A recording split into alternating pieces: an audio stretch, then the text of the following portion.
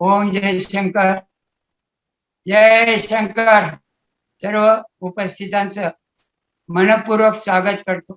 ओम जय शंकर प्रतिष्ठान आणि आत्मकला या दोन्ही संस्थांच्या वतीने आपण हा कार्यक्रम चालू केला. चौथा दिवस आहे. चौथ्या दिवसाचा 3 दिवसाच्या कार्यक्रमातून अनेक फलश्रुती आपल्याला ग्रुपवर अनुभवायला मिळाल्या. अनेक लोकांना प्रचिती आल्या. काही लोकांनी काही सजेशनही दिल्या.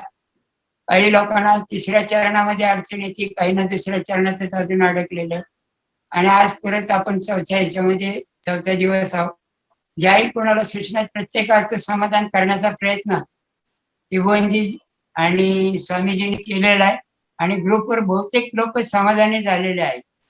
मी त्रिभुवनजींना त्यांचे मनापासून स्वागत करतो, स्वामीजींचं स्वागत करतो. आणि आपण सर्व उपस्थित 100 लोक आणि फेसबुकवरचे आणि युट्यूबवर ज्यांनी पण ते जॉईन झालेले आहेत, या सर्वांचं दोन्ही संस्थाच्या वतीनं मी स्वागत करतो आणि स्वामीजींना विनंती करतो की आता आपण कार्यक्रमाला सुरुवात करावी.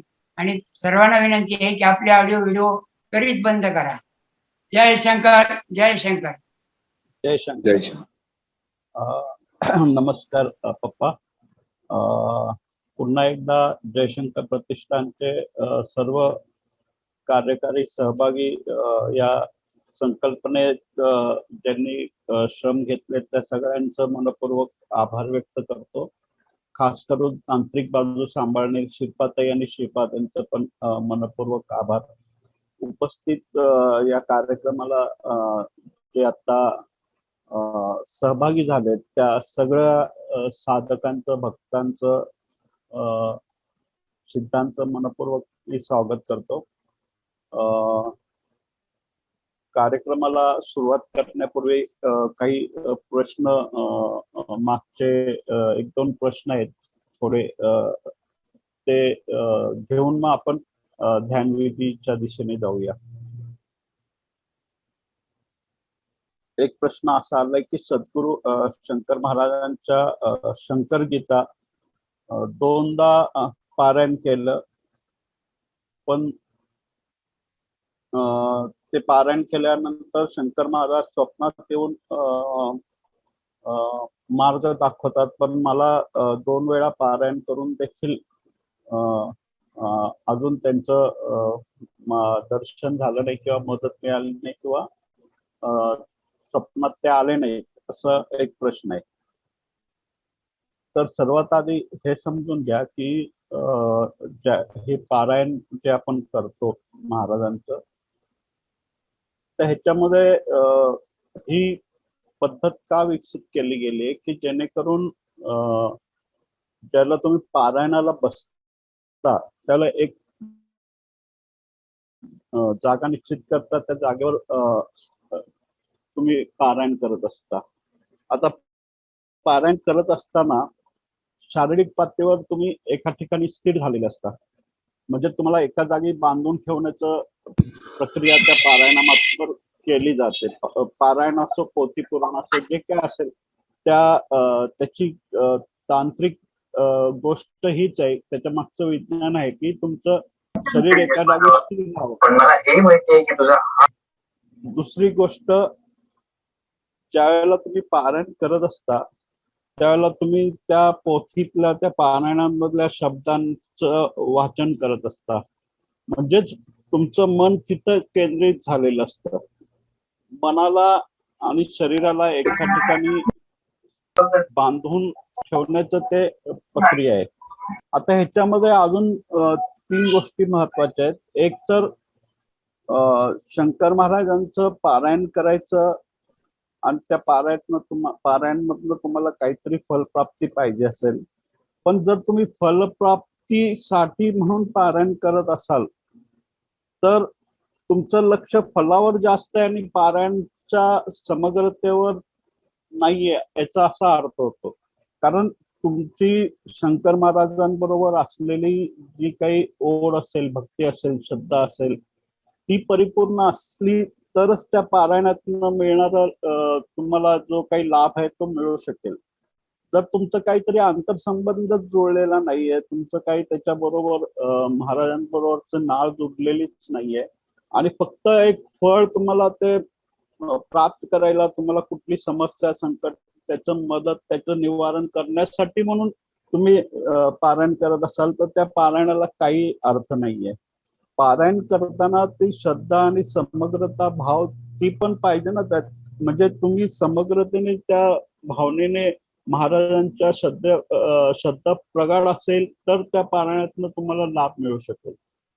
म्हणजे समजा एक पूर्ण अंधारा रूम बंद आहे, सगळे दरवाजा खिडक्या बंद आहे, पूर्ण अंधारात तुम्ही राहताय आणि तुम्हाला प्रकाश पाहिजे, तर प्रकाश मिळवायचा असेल तर पहिला दार खिडक्या काहीतरी उघडावं लागेल तुम्हाला. बंद ह्याच्यामध्ये तुम्ही राहताय आणि तुम्ही म्हणताय की मी खूप प्रयत्न करतोय पण अंधार जातच नाही, अंधार जात नाही. अंधार जाण्याच्यासाठी आधी तुम्हाला दिवा तर पेटवावं लागेल, खिडक्या तर उघडावं लागेल. या सगळ्या प्रक्रियासाठी हे पारायण किंवा हे ध्यान विधी वेगवेगळे जे काय असेल ते त्याच्यासाठी आहे. या तुमच्या प्रश्नावरनं एक गोष्ट लक्षात आली आहे की तुम्ही 2 वेळा पारायण केला पण महाराजांनी स्वप्नात येऊन काय मार्गदर्शन केलं नाही असं तुम्ही म्हणताय. पण तुम्हाला जर त्यांचं खरंच स्वप्नात दर्शन, मी तर स्वप्नात काही प्रत्यक्षात पण येऊन महाराज तुम्हाला दर्शन देऊ शकतात आणि तुम्हाला तुमचं संकटात किंवा तुम्हाला मार्गदर्शन करू शकतात. कारण भौतिक शरीरात सगळे नियम आपल्याला लागू आहेत, आपण शरीरात राहतोय. महाराजांसाठी पदार्थाचे नियम, प्रकृतीचे नियम त्यांना लागू होत नाही. त्यामुळं असं पण होऊ शकेल की ते प्रत्यक्षात तुम्हाला दर्शन देऊ शकतील, ह्याच्यात चमत्कृत होण्यासारखं काही नाहीये. पण तुमचे भाव किती महत्वपूर्ण आहेत ते तर कळायला हवं ना. तुम्ही एक दिवा घरात लागत नाही म्हणून ज्यावेळेला तक्रार करता तर तो बल्ब चालू आहे का आधी बघावा लागतो. बल्ब चालू आहे तरी लागत नाही लाईट, तर तुम्ही काय करता, ती वायर बरोबर आहे का खराब झाली आहे ते चेक करतात. त्याची कुठं त्या वायर मध्ये कुठं मध्ये तुटलेली आहे, तो विद्युत प्रवाह खंडित होतोय कुठं, ते आधी बघावं लागतं. ते पण जर बरोबर असेल तर तुम्ही स्विच बघता, स्विच खराब झाला नाही, जो प्रवाह चालू करण्यासाठी बंद करण्यासाठी असतो, आणि तो जर बरोबर असेल तर तुम्ही तो अख्खा स्विच बोर्ड बघता, त्याच्यामध्ये काही प्रॉब्लेम आहे का. त्याच्यात पण प्रॉब्लेम नसेल तर मेन कनेक्शन मध्ये तुम्ही बघता त्याच्यातनं विद्युत प्रवाह पास होतोय का नाही. म्हणजे कुठलीही गोष्ट करायची झाली, तुम्ही नाव तर सोडली, नावेत बसला आणि ती किनाऱ्याला बांधून ठेवलेली दोरीने आणि तुम्ही वल्लवताय, ती नाव कुठंच जाणार नाही, आहे तिथंच राहणार आहे. त्यासाठी नावेला गती देण्यासाठी तुमची श्रद्धा पण त्या गरजेची आहे. तुमची भक्ती, तुमची श्रद्धा ही ऊर्जा बनून त्या तुम्ही बसलेल्या वाहनाला गती देत असते. तर ह्यामध्ये 2 पारायण काय, जर महाराजांचं दर्शन खरंच घडणार असेल तर 1000 पारायण करायची तयारी तुमची पाहिजे. तसं जर असेल तर महाराज एका पारायणामध्ये पण तुमच्या समोर उभे राहतील. कारण प्रश्न तुम्ही किती पारायण करताय आणि किती वेळ करताय ह्याच्याशी नाहीये, तुम्ही कोणत्या भावनेने करताय ते बघितलं जातं, ते तपासलं जातं. तुम्ही काही करण्याने तुम्हाला काही उपलब्ध होत नसतं, तुम्ही किती समग्र भावनेने करताय ना ते भाव बघितले जातात. महाराजांच्या सानिध्यात तुम्ही आला तर एक गोष्ट लक्षात ठेवा की महाराजांकडे तुम्ही काय करताय त्यापेक्षा तुम्ही कोणत्या भावनेने करताय त्याचं मूल्य तपासलं जातं. महाराजांना त्यांची कृपा प्राप्त करणं एवढं सोपं काम नाहीये. आपलं गेले मंदिरात दर्शन केलं, पारायण केली, पूजा प्रार्थना केली, एवढं करून तुम्हाला महाराजांचं दर्शन मिळेल असं नाहीये. तुमच्या करण्याने ते मिळत नाहीये, तुम्ही कोणत्या भावनेने करताय ती भावना खरं खूप महत्वाची आहे. त्यामुळं तुमचं या प्रश्नातनं एवढंच हे स्पष्ट होतं की तुमचं कर्म करण्यामध्ये किंवा ते पारायणामध्ये किंवा त्या ह्याच्यामध्ये तुमचं लक्ष नाहीये, तुमचं लक्ष फळाकडे आहे. ते का मला अजून मिळालं नाही, का प्रत्येक वेळेला मनुष्य आपण जे जे मिळालंय ना त्याची किंमत मनुष्याला नाहीच आहे. जे नाही मिळालं त्याच्याकडेच आपण लक्ष ठेवून असतो. जीवनामध्ये जे तुम्हाला प्राप्त झालंय ते मिळालंय त्याचा आनंद त्याचा अनुग्रह भाव कधीच सहज कोणी व्यक्त करत नाही. पण जे नाहीये जे मिळालं नाहीये जे हरवलंय जे गेलंय त्याचं दुःख लोक करत बसतात. नेहमी लक्षात ठेवा प्रत्येक श्वासागणित जे मिळालंय जे आहेत त्याचा अनुभव भाव तुमच्या आतमध्ये प्रगाढ होत गेला पाहिजे. जे नाहीये ते प्राप्त करण्यासाठी प्रयत्न करू नका असं नाही मी म्हणत. तुम्ही प्रयत्न जरूर करा पण जे आहे त्याचा धन्यवाद त्याचा अनुभव भाव तुम्हाला तुमच्या श्वासागणित असला पाहिजे. आणि महाराज इतके प्रेमळ आणि करुणावान आहे की तुम्हाला म्हणजे शब्दात सांगता येणार नाही. असं होणारच नाही की तुम्ही भावनेने समग्रतेने त्यांना साथ दिली आणि ते तुमच्या मदतीसाठी आले नाही असं होणारच नाहीये. आता पुढचा एक प्रश्न आहे साधारण त्याच पद्धतीचा आहे की शंकर महाराज अजून किती परीक्षा घेणार,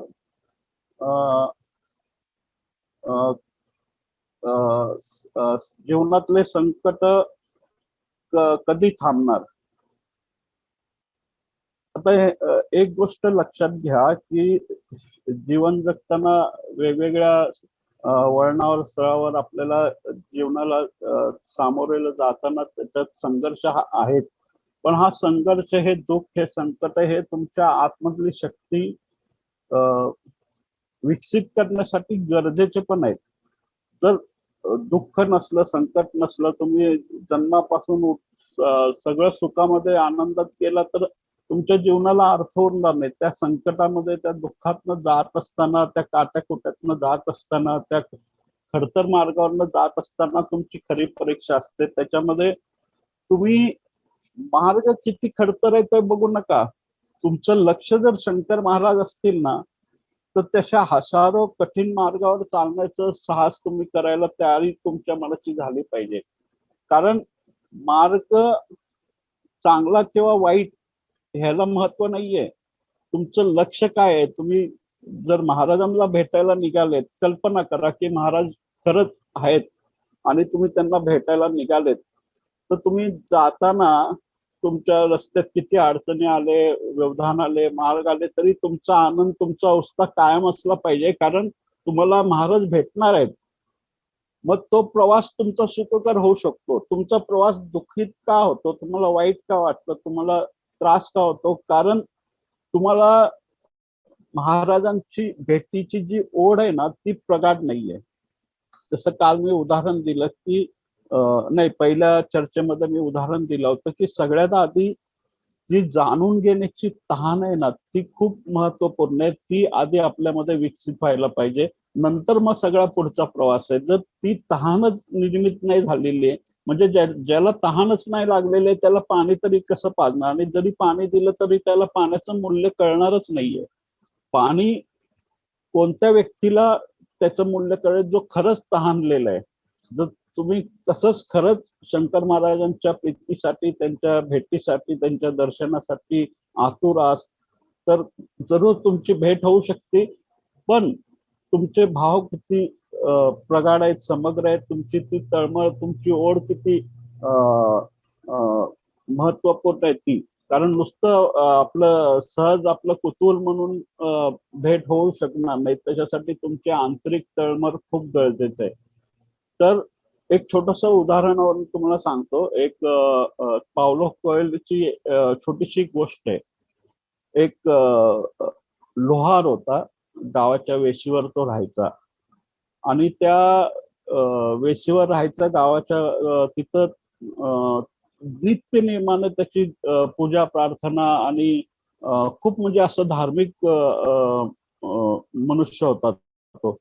आणि गावामध्ये सगळ्यांच्या आजूबाजूला सगळे जे काही गावकरी मंडळी होते ते येता जाता त्याची चेष्टा मस्करी करायचे. कारण तो खूप दुःखात होता संकटात होता अडचणीमध्ये होता.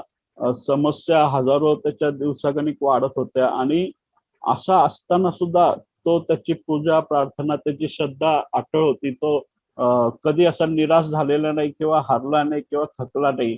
तर लोकांना आश्चर्य वाटायचं की तू देवाचं एवढं करतो, मग देव तुला जर बघतच नसेल, त्याला तुझी किंमत नाही, तुझी भावनेची किंमत नाही, तू जे करतोय एवढं श्रद्धेने, तर तो तुझे संकट दूर का नाही करत आहे, असं लोक चिडवायचे त्याला. आणि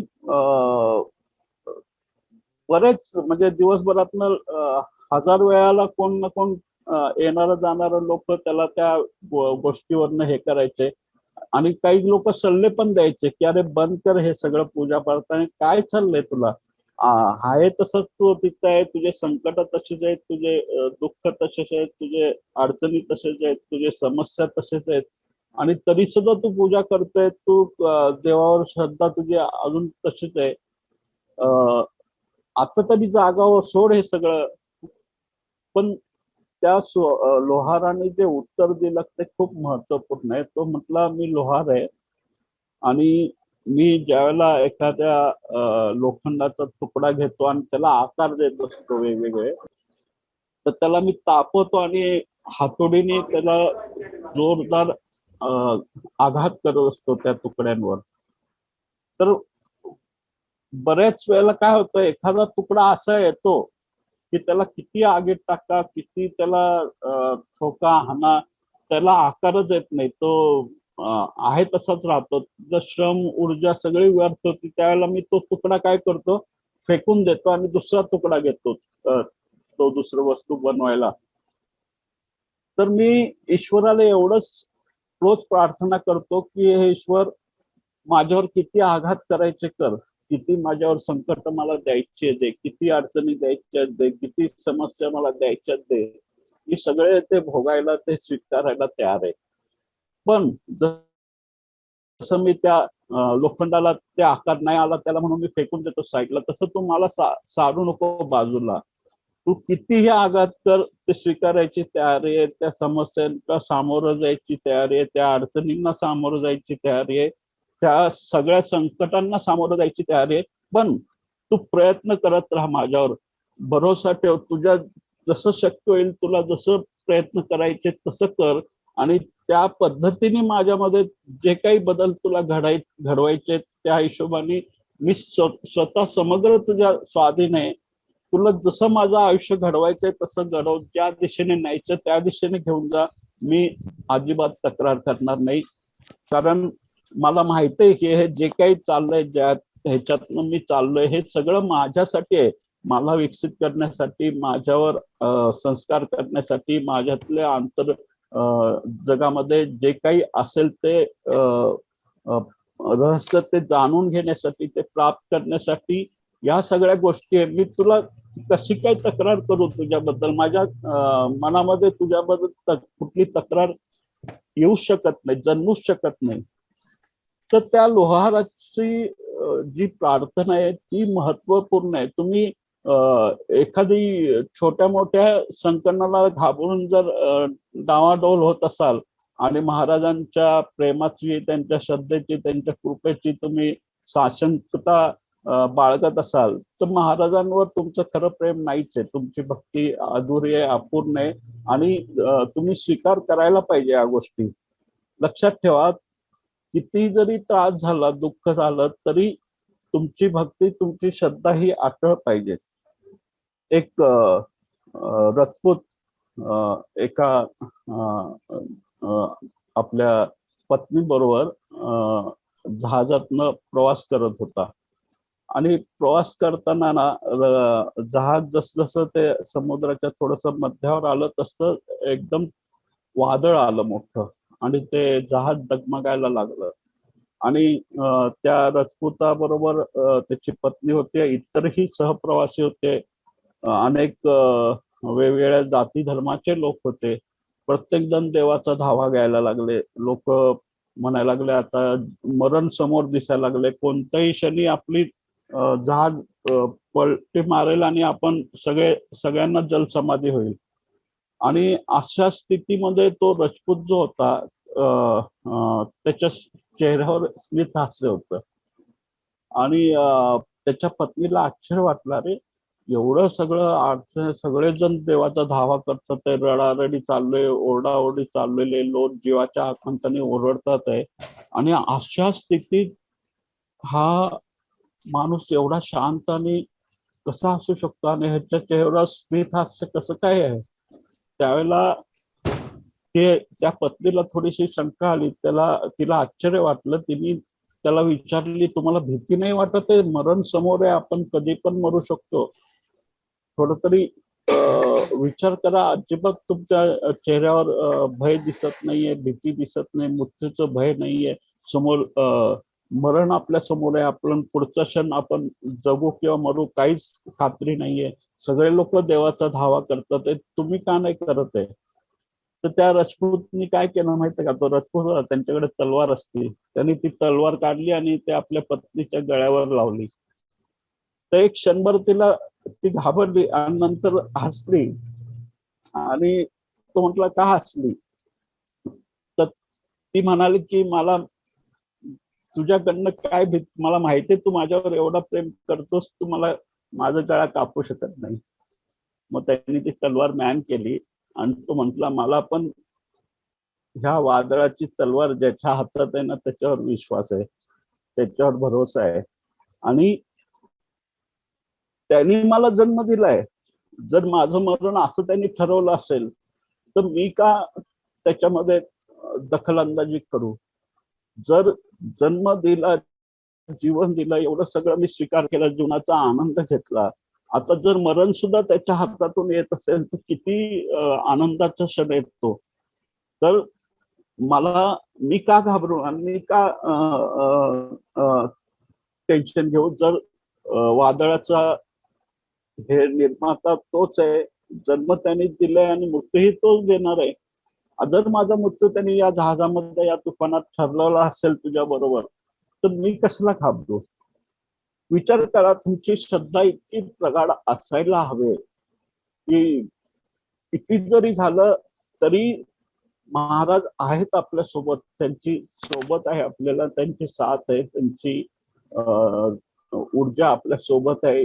याबद्दल तुमच्या मनात जर संदेह असेल तरच या गोष्टी निर्माण होतात. लक्षात ठेवा. पुन्हा एकदा सांगतो की तुमच्या जीवनात आलेल्या संकटांना आणि अडचणींना मार्गी लावण्यासाठी म्हणून महाराजांचं केवळ तुम्ही काय करत असाल तर करू नका, तर सोडून टाका, त्याला काही अर्थ नाही.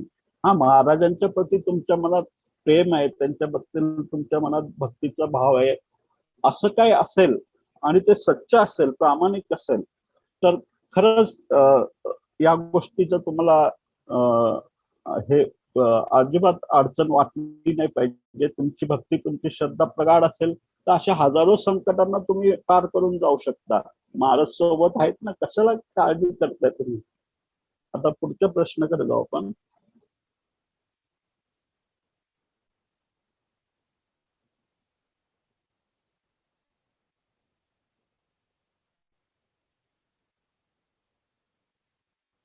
सद्गुरू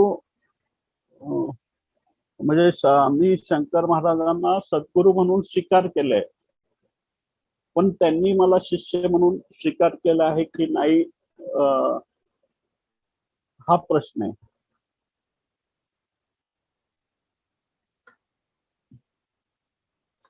एक गोष्ट लक्षात ठेवा,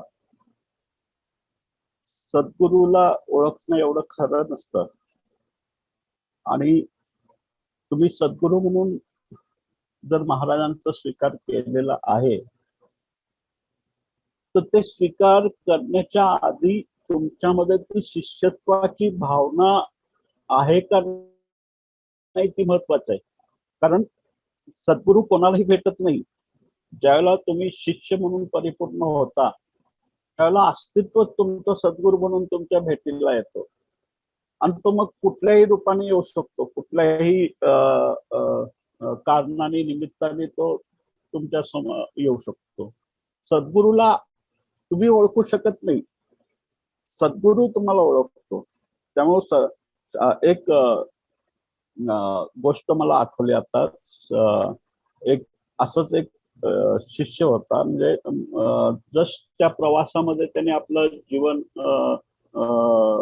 प्रयत्न करत होता आपल्या जीवन प्रवासामध्ये की हे जीवनाचं रहस्य काय ते जाणून घेण्यासाठी, ईश्वर म्हणजे काय जाणून घेण्यासाठी, खरंच त्याचं दर्शन होऊ शकतं का, खरंच त्याचं अस्तित्व आहे का, हे सगळं भ्रम आहे. आणि जे लोक सांगतात आहे की त्याचा अनुभव घेतलेला आहे, त्याचा साक्षात्कार घेतलेला आहे, त्याचं दर्शन घेतलेलं आहे किंवा त्याची अनुभूती झालेली आहे, तर खरंच यांना झाली आहे का, यांचं हे स्वप्न आहे, हे भ्रम आहे, काय आहे. आणि हे शोधून घेण्यासाठी कोणीतरी एक सद्गुरू त्याला हवा होता. कारण सद्गुरू दाखवेल दिशा, मार्ग, त्या दिशेने वाटचाल केली तर आपल्याला तो सापडू शकेल. म्हणजे एखाद्या व्यक्तीला खरंच त्या सद्गुरूचा कृपाप्रसाद झालाय, त्याला ती अनुभूती झाली आहे, तर त्याला ते खातं खगळे माहीत असतील तर त्याला सद्गुरू म्हणून जर स्वीकार केलं तर तो आपल्याला त्या सत्यापर्यंत घेऊन जाईल. या आशेने तो युवक वेगवेगळ्या गुरूंकडे जात होता. वेगवेगळे जे समूह होते, शिष्यांचे आश्रम होते, त्या ठिकाणी भेट द्यायचा. आणि प्रत्येक गुरुमध्ये त्याला काही ना काही चुकीचं काहीतरी त्याला सापडायचं आणि तो परत ते सोडून द्यायचा. त्याला वाटायचं हा गुरु योग्य नाहीये. लक्षात ठेवा, तुम्ही कशावरनं ठरवणार की हा योग्य आहे, की सद्गुरू आहे, किंवा हा अयोग्य आहे. तुमच्यामध्ये अशी कोणती पात्रता आहे, असं कोणती चाचणी आहे की ज्याच्या आधारे तुम्ही घासून तुम्ही ठरवणार की हा खरा सद्गुरू आहे, हा चुकीचा आहे. ह्याची कुठली चाचणी मोजमाप आपल्याकडे नाहीये. आपण आपली ती पात्रता नाहीये. जो व्यक्ती यात्रा ज्यांनी सुरू केली, ज्याला त्या आत्म्यात जगताचं काही माहीतच नाहीये, तर तुम्ही कसं काय ठरवणार की हा व्यक्ती खरंच त्या आत्म्याचं काहीतरी जाणतोय किंवा नाही जाणतोय ते. तर तो युवक प्रत्येक ठिकाणी काय ना काय बघायचा आणि परत यायचा. तो म्हणायचा कदाचित हा सद्गुरू माझ्यासाठी योग्य नसेल. आणि असं करत करत शेवटी त्याला एक शंकर महाराजांसारखा एक सद्गुरू भेटला. आणि त्याच्याबद्दल आजूबाजूला खूप त्याने ऐकलं होतं, त्याच्याबद्दल खूप बोललं जायचं. तर त्याला त्याच्यामध्ये थोडीशी ओढ निर्माण झाली की त्याला असं वाटलं की अरे खात्रीशीर हा आपल्याला त्या मार्गापर्यंत पोहोचू शकेल, आपल्याला नेऊ शकेल त्या इच्छित ठिकाणी.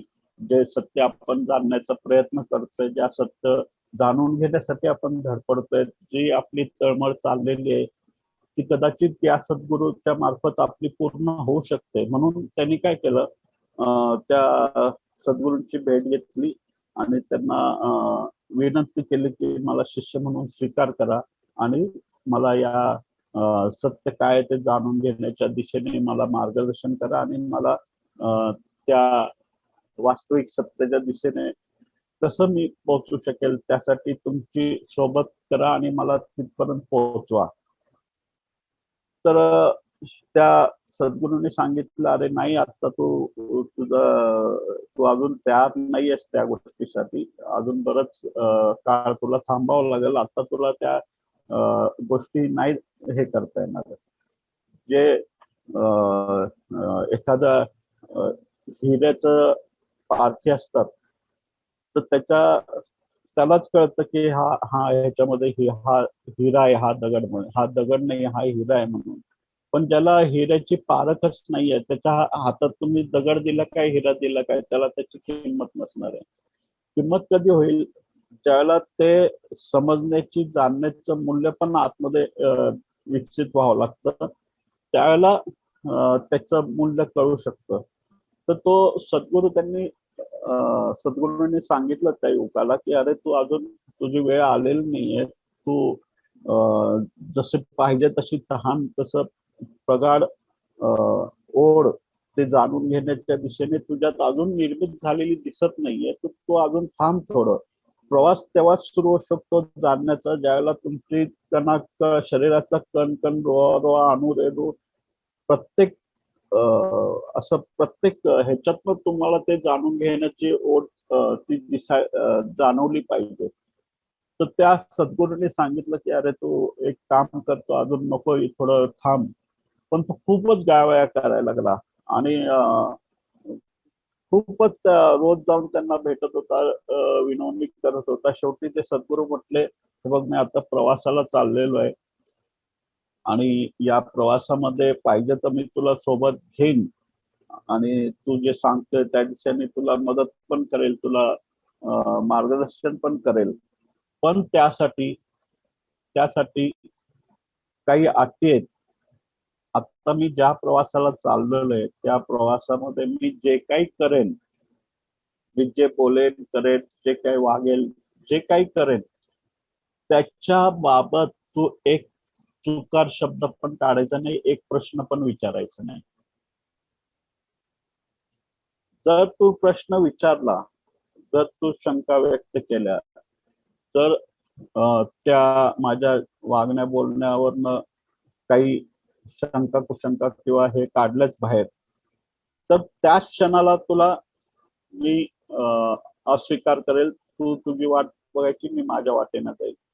जर तुला खरंच आहे ओढ आणि जाणून घ्यायचंय, तर या प्रवासामध्ये एक गोष्ट लक्षात ठेव, एक चिक्कार शब्द पण तू उच्चारायचा नाही, एक पण प्रश्न विचारायचा नाही. तसं असेल तर माझ्या सोबत मी तुला प्रवासाला घेऊन जायला माझी तयारी आहे, तू ठरव.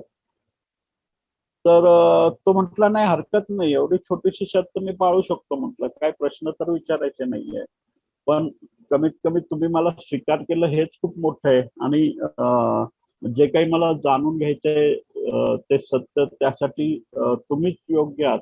त्यामुळं तुमची शर्त मला कबूल आहे. मग सुरू झाला प्रवास. थोडं पुढे गेले ते एक छोटस नदी लागली त्यांना आणि नदीच्या पलीकडे त्यांना पुढे जायचं होतं. तर नदी पार करण्यासाठी जो नावाडी होता, त्या नावाड्याला त्या सद्गुरूंनी सांगितलं की यार आम्हाला पलीकडे जायचंय, तर तुझे काय त्याचे किती पैसे द्यावे लागतील त्या किनाऱ्यापर्यंत पोहोचवण्यासाठी तुला. तर त्या नावाड्याने म्हटलं की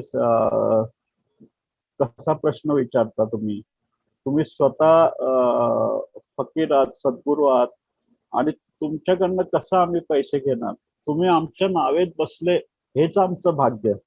जसं रामाने केवटनी रामाला नदी पार घेऊन गेला होता त्या प्रसंगात, तसा प्रसंग तो होता. तो पण नावाडी अगदी भक्तिभावाने धार्मिक भावनेने पूजा प्रार्थना करणारा होता आणि त्याला एखादा सद्गुरू त्याचे कपडे फकीर भगवे वस्त्र वगैरे बघून वाटलं की हा नक्कीच त्या धार्मिक यात्रेचा वाटसरू आहे, त्याला त्याच्याकडनं पैसे घेणं चुकीचं आहे. तर त्यांनी विनवणी केली की मी सोडतो तुम्हाला पैलतीरी, पण मला काही देऊ नका, मला फक्त तुमचा आशीर्वाद द्या, बाकी काय नको मला. तर तो सद्गुरू बसला, तो युवक बसला नावेमध्ये, नाव सुरू झाली आणि जसं नाव वलवायला लागला तो नावाडी, तसं त्या सद्गुरूंनी काय केलं, त्या नावेमध्ये मागे छिद्र करायला सुरू केलं. आता तो युवक हे सगळं बघत होता आणि त्याला आठवलं की सद्गुरूंनी सांगितलं तर प्रश्न अजिबात करायचे नाही, विचारायचं नाही, काय मी काय वागतो, बोलतोय, काय करतोय, त्याचं अजिबात हे करायचं नाही.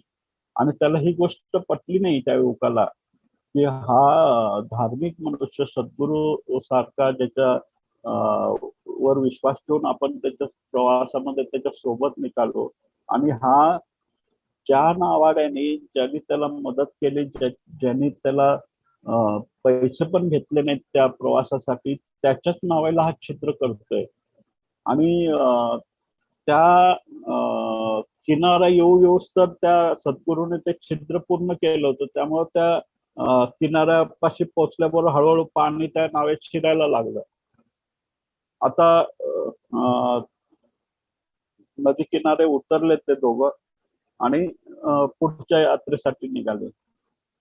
पण त्या युवकाच्या मनात प्रश्नाचं काहूर माजलं की हे जे काही कृत्य या सद्गुरूंनी केलं हे चुकीचं आहे. कोणताही धार्मिक मनुष्य असं गुणित आणि असलं कृत्य करू शकणार नाही. ज्या अर्थी हे कर्म ह्यांनी केले, हे कृत्य ह्यांनी केले, ह्याच्यावर भरोसा ठेवणं योग्य नाहीये. हा सद्गुरू म्हणून योग्य नाहीये.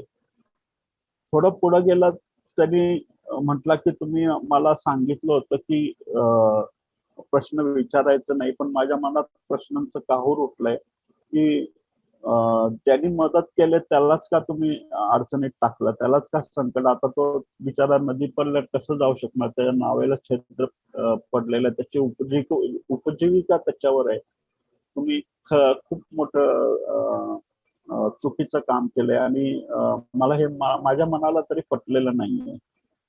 तर सद्गुरू थांबले 2 क्षण. ते म्हटले, तुला काय करायचंय, यायचंय प्रवासात पुढं का जायचंय परत?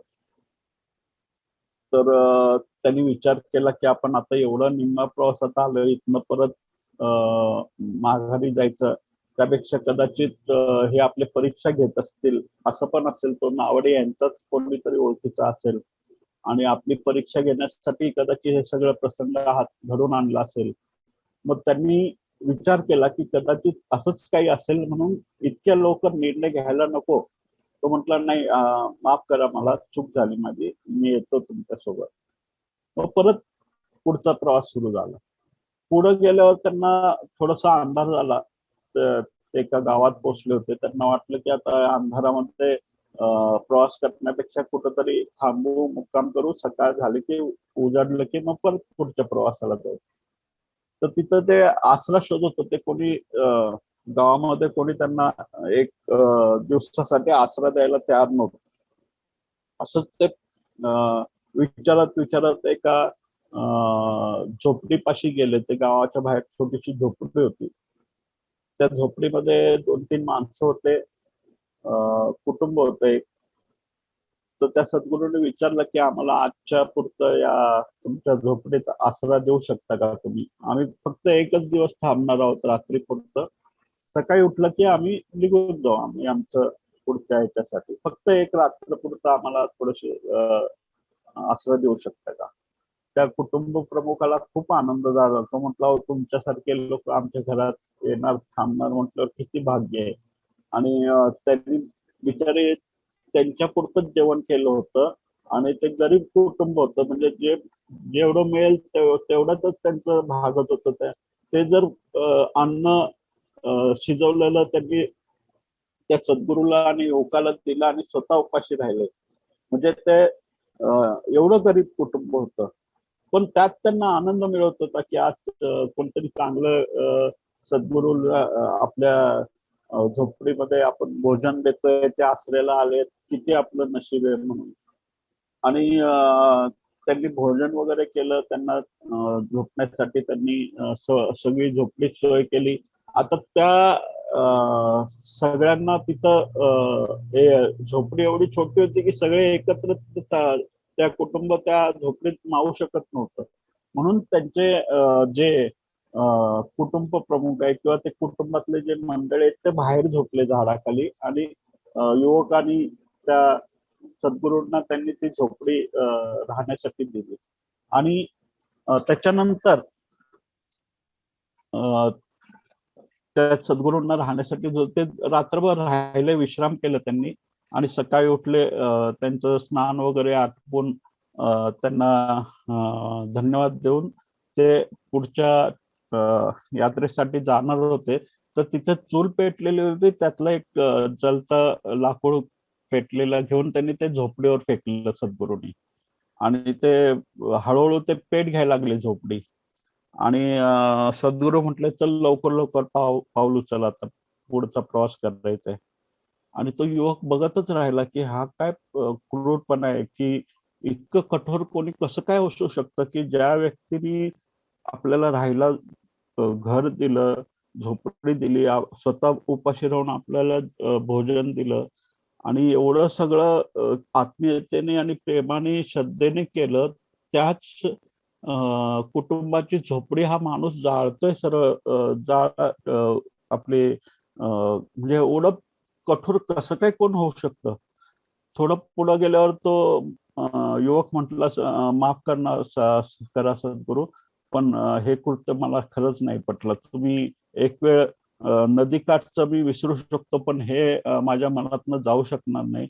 इतकं कठोर आणि इतकं क्रूर एखादा शैतान पण वागू शकणार नाही. एखादा वाईट माणूस, दुष्ट माणूस सुद्धा इतकं घाणेरडं, इतकं असलं कृत्य करणार नाही. आणि हे मला खरंच मला मनाला लागलेलं आहे. आणि मला नाही वाटत मी तुमच्याकडनं मला काहीतरी सत्य प्राप्त होऊ शकेल किंवा मी त्याला जाणून घेऊ शकेल. हे सगळं बघूनच मला ते तुमच्याबद्दल माझ्या मनात शंका यायला लागल्यात. तर सद्गुरू परत थांबले, म्हटले तुला यायचंय का जायचंय? मी तुला सांगितलं होतं प्रवासाच्या प्रारंभीत की जर सोबत यायचं असेल तर एक सुद्धा प्रश्न विचारायचा नाही, आणि विचारलास तर तुझा माझा रस्ता वेगळा, तू जायचं परत, मी जातो माझ्या ह्याच्यात.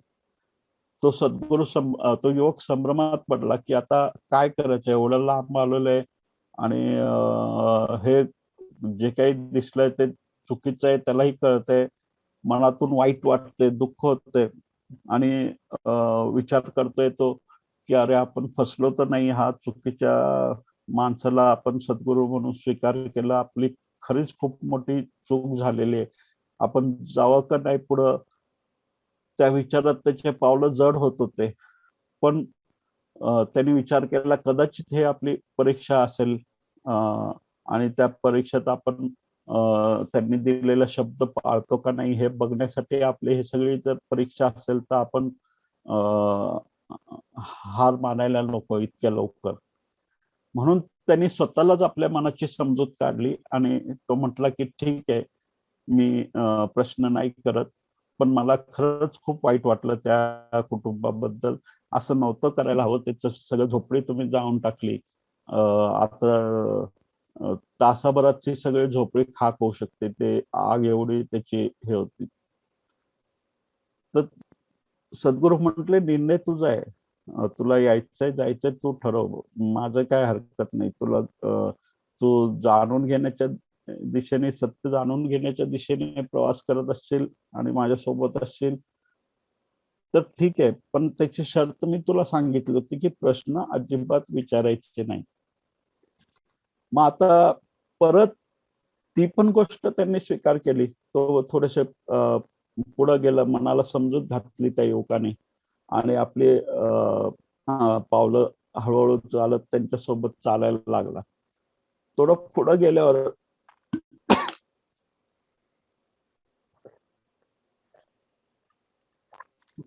गेल्यावर एक राज्यात त्यांचा प्रवेश झाला. छोटस राज्य होतं आणि त्या राज्यामध्ये त्या राज्याचा जो राजा होता त्या राजाची हे निघाले होते, म्हणजे त्याचे रथ होता, त्याच्या माग त्याचा युवराज होता घोड्यावर, इतर सैनिक होते, असा ताफा तो निघालेला होता. तर त्या सद्गुरूंना बघून त्या राजाने म्हटलं, अहो तुम्ही चालत कुठं चालले, कुठं जायचं तुम्हाला? तर सद्गुरू म्हटले, अहो खूप लांबचा प्रवास आहे आम्हाला, आम्ही जातो जंगलच्या वाटेने. तर ते म्हटले कमीत कमी निम्म्या वाटेपर्यंत आमच्या सोबत या, जोपर्यंत आमचे घोडे वगैरे आहेत, वाटल्यास आमच्या युवराजांच्या घोड्यावर बसा, तुम्ही कशाला चालताय? तर ते म्हटले की ठीक आहे. मग सद्गुरू चढले घोड्यावर, त्यांच्या समोर त्या राज्याचा युवराज होता आणि हळूहळू तो ताफा निघाला तर सद्गुरूंनी तो घोडा त्याची गती मंद ठेवली. सगळा ताफा पुढे गेला आणि त्यांनी घोडा जंगलात तोडवला आणि त्या युवकाला पण त्यांनी इशारा केला चलण्यासाठी. युवक त्यांच्या माग आला. थोडस जंगलात पुढे गेल्यावर त्यांनी त्या युवराजाला खाली पाडलं घोड्यावरनं आणि त्याचा हात मोडला आणि परत पाय पण मोडला त्या युवराजाचा, त्या युवकाचा. आणि त्याला असं विवळत सोडून सद्गुरू पुढे निघाले आणि त्याला म्हटले त्या युवकाला, अरे चल लवकर, आता भरभर पाऊल उचल, आता इथं थांबणं चुकीचं आहे आपल्याला, आता राजाच्या सैनिकांनी आपल्याला बघितलं तर तुला इथंच सुळावर लटकवतील.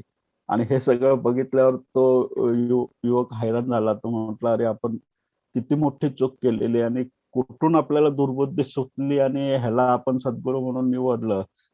हा तर आपल्याला खूप अडचणीत टाकलंय. तर ह्याच्यामुळं आपल्याला सुळावर जायची पाळी आलेली. आणि एक वेळ त्याला विचारायला नको ते सत्य जाणून घेणं, नको ते ईश्वर, पण हा माणूस नको, याच्यापासून कधी एकदा सुटका करता येईल ती केली पाहिजे. हा आपल्याला अडचणीत आणू शकतो. आणि त्यामुळं त्यांनी त्या युवकाने थोडं पुढे गेल्यावर त्या सद्गुरूंना थांबवलं. म्हटलं, माफ करा, मी यापुढे तुमच्या सोबत नाही येऊ शकत. तुम्ही जे काही वागलात, जे कर्म तुम्ही केलेले ते कुठल्याही साधू संतानाला शोभेल असे कर्म नाहीयेत. आणि ते इतके क्रूर आणि कठोर आहेत की माझं मन पिळवटून निघतंय.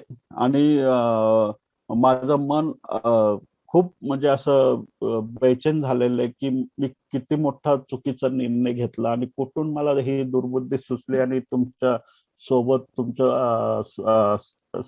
सोबत मी निघालो, तुमच्यावर भरोसा ठेवून, तुमच्यावर विश्वास ठेवून. नाही, मला हे शक्य नाहीये. आणि तुम्ही हे जे भगवे वस्त्र परिधान केलेत ना आणि हे सद्गुरू म्हणून फिरताय ना, हे सगळं टाकून त्या लायकीचे, त्या पात्रतेचे तुम्ही नाही आहात.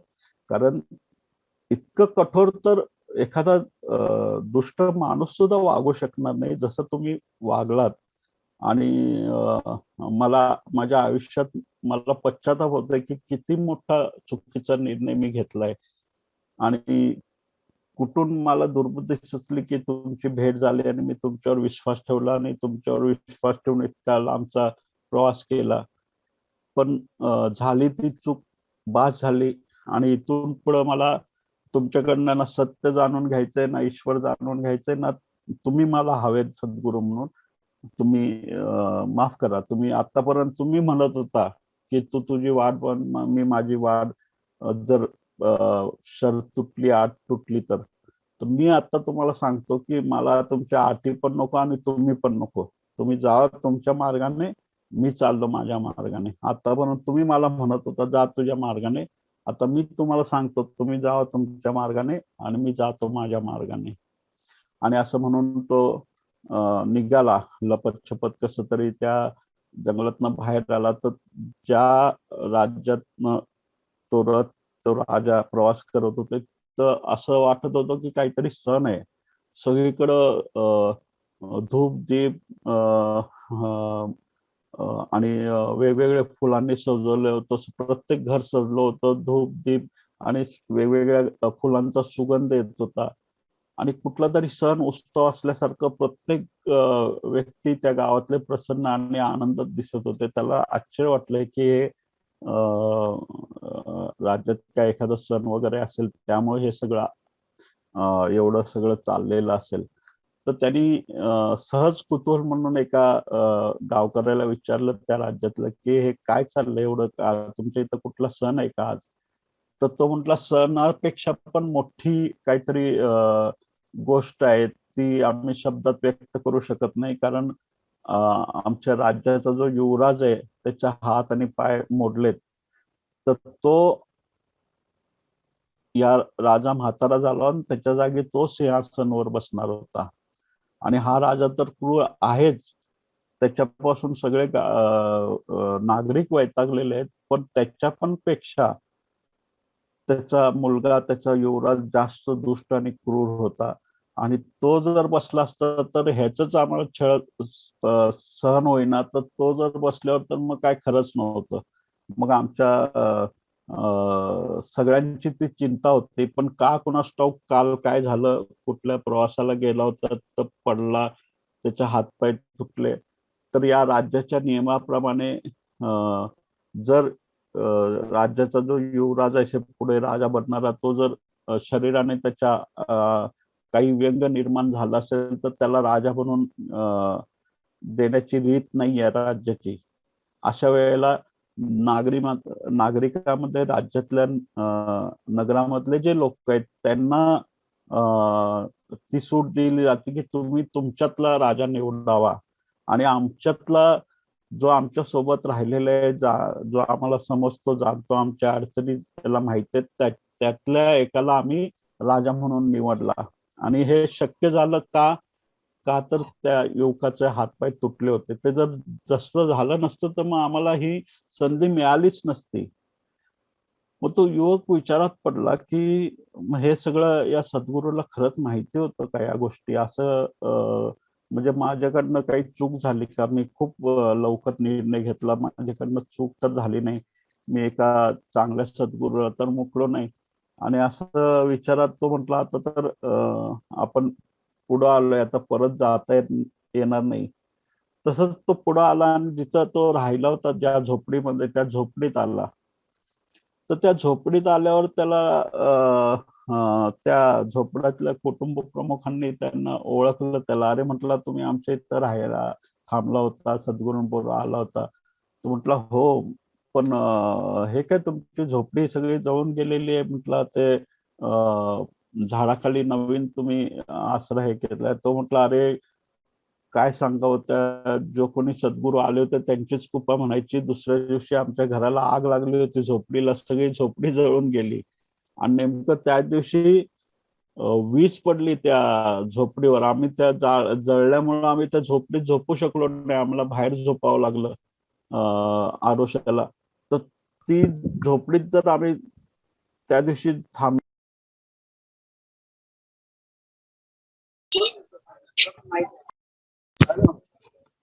ऑडिओ बंद झालाय स्वामीजी आपला.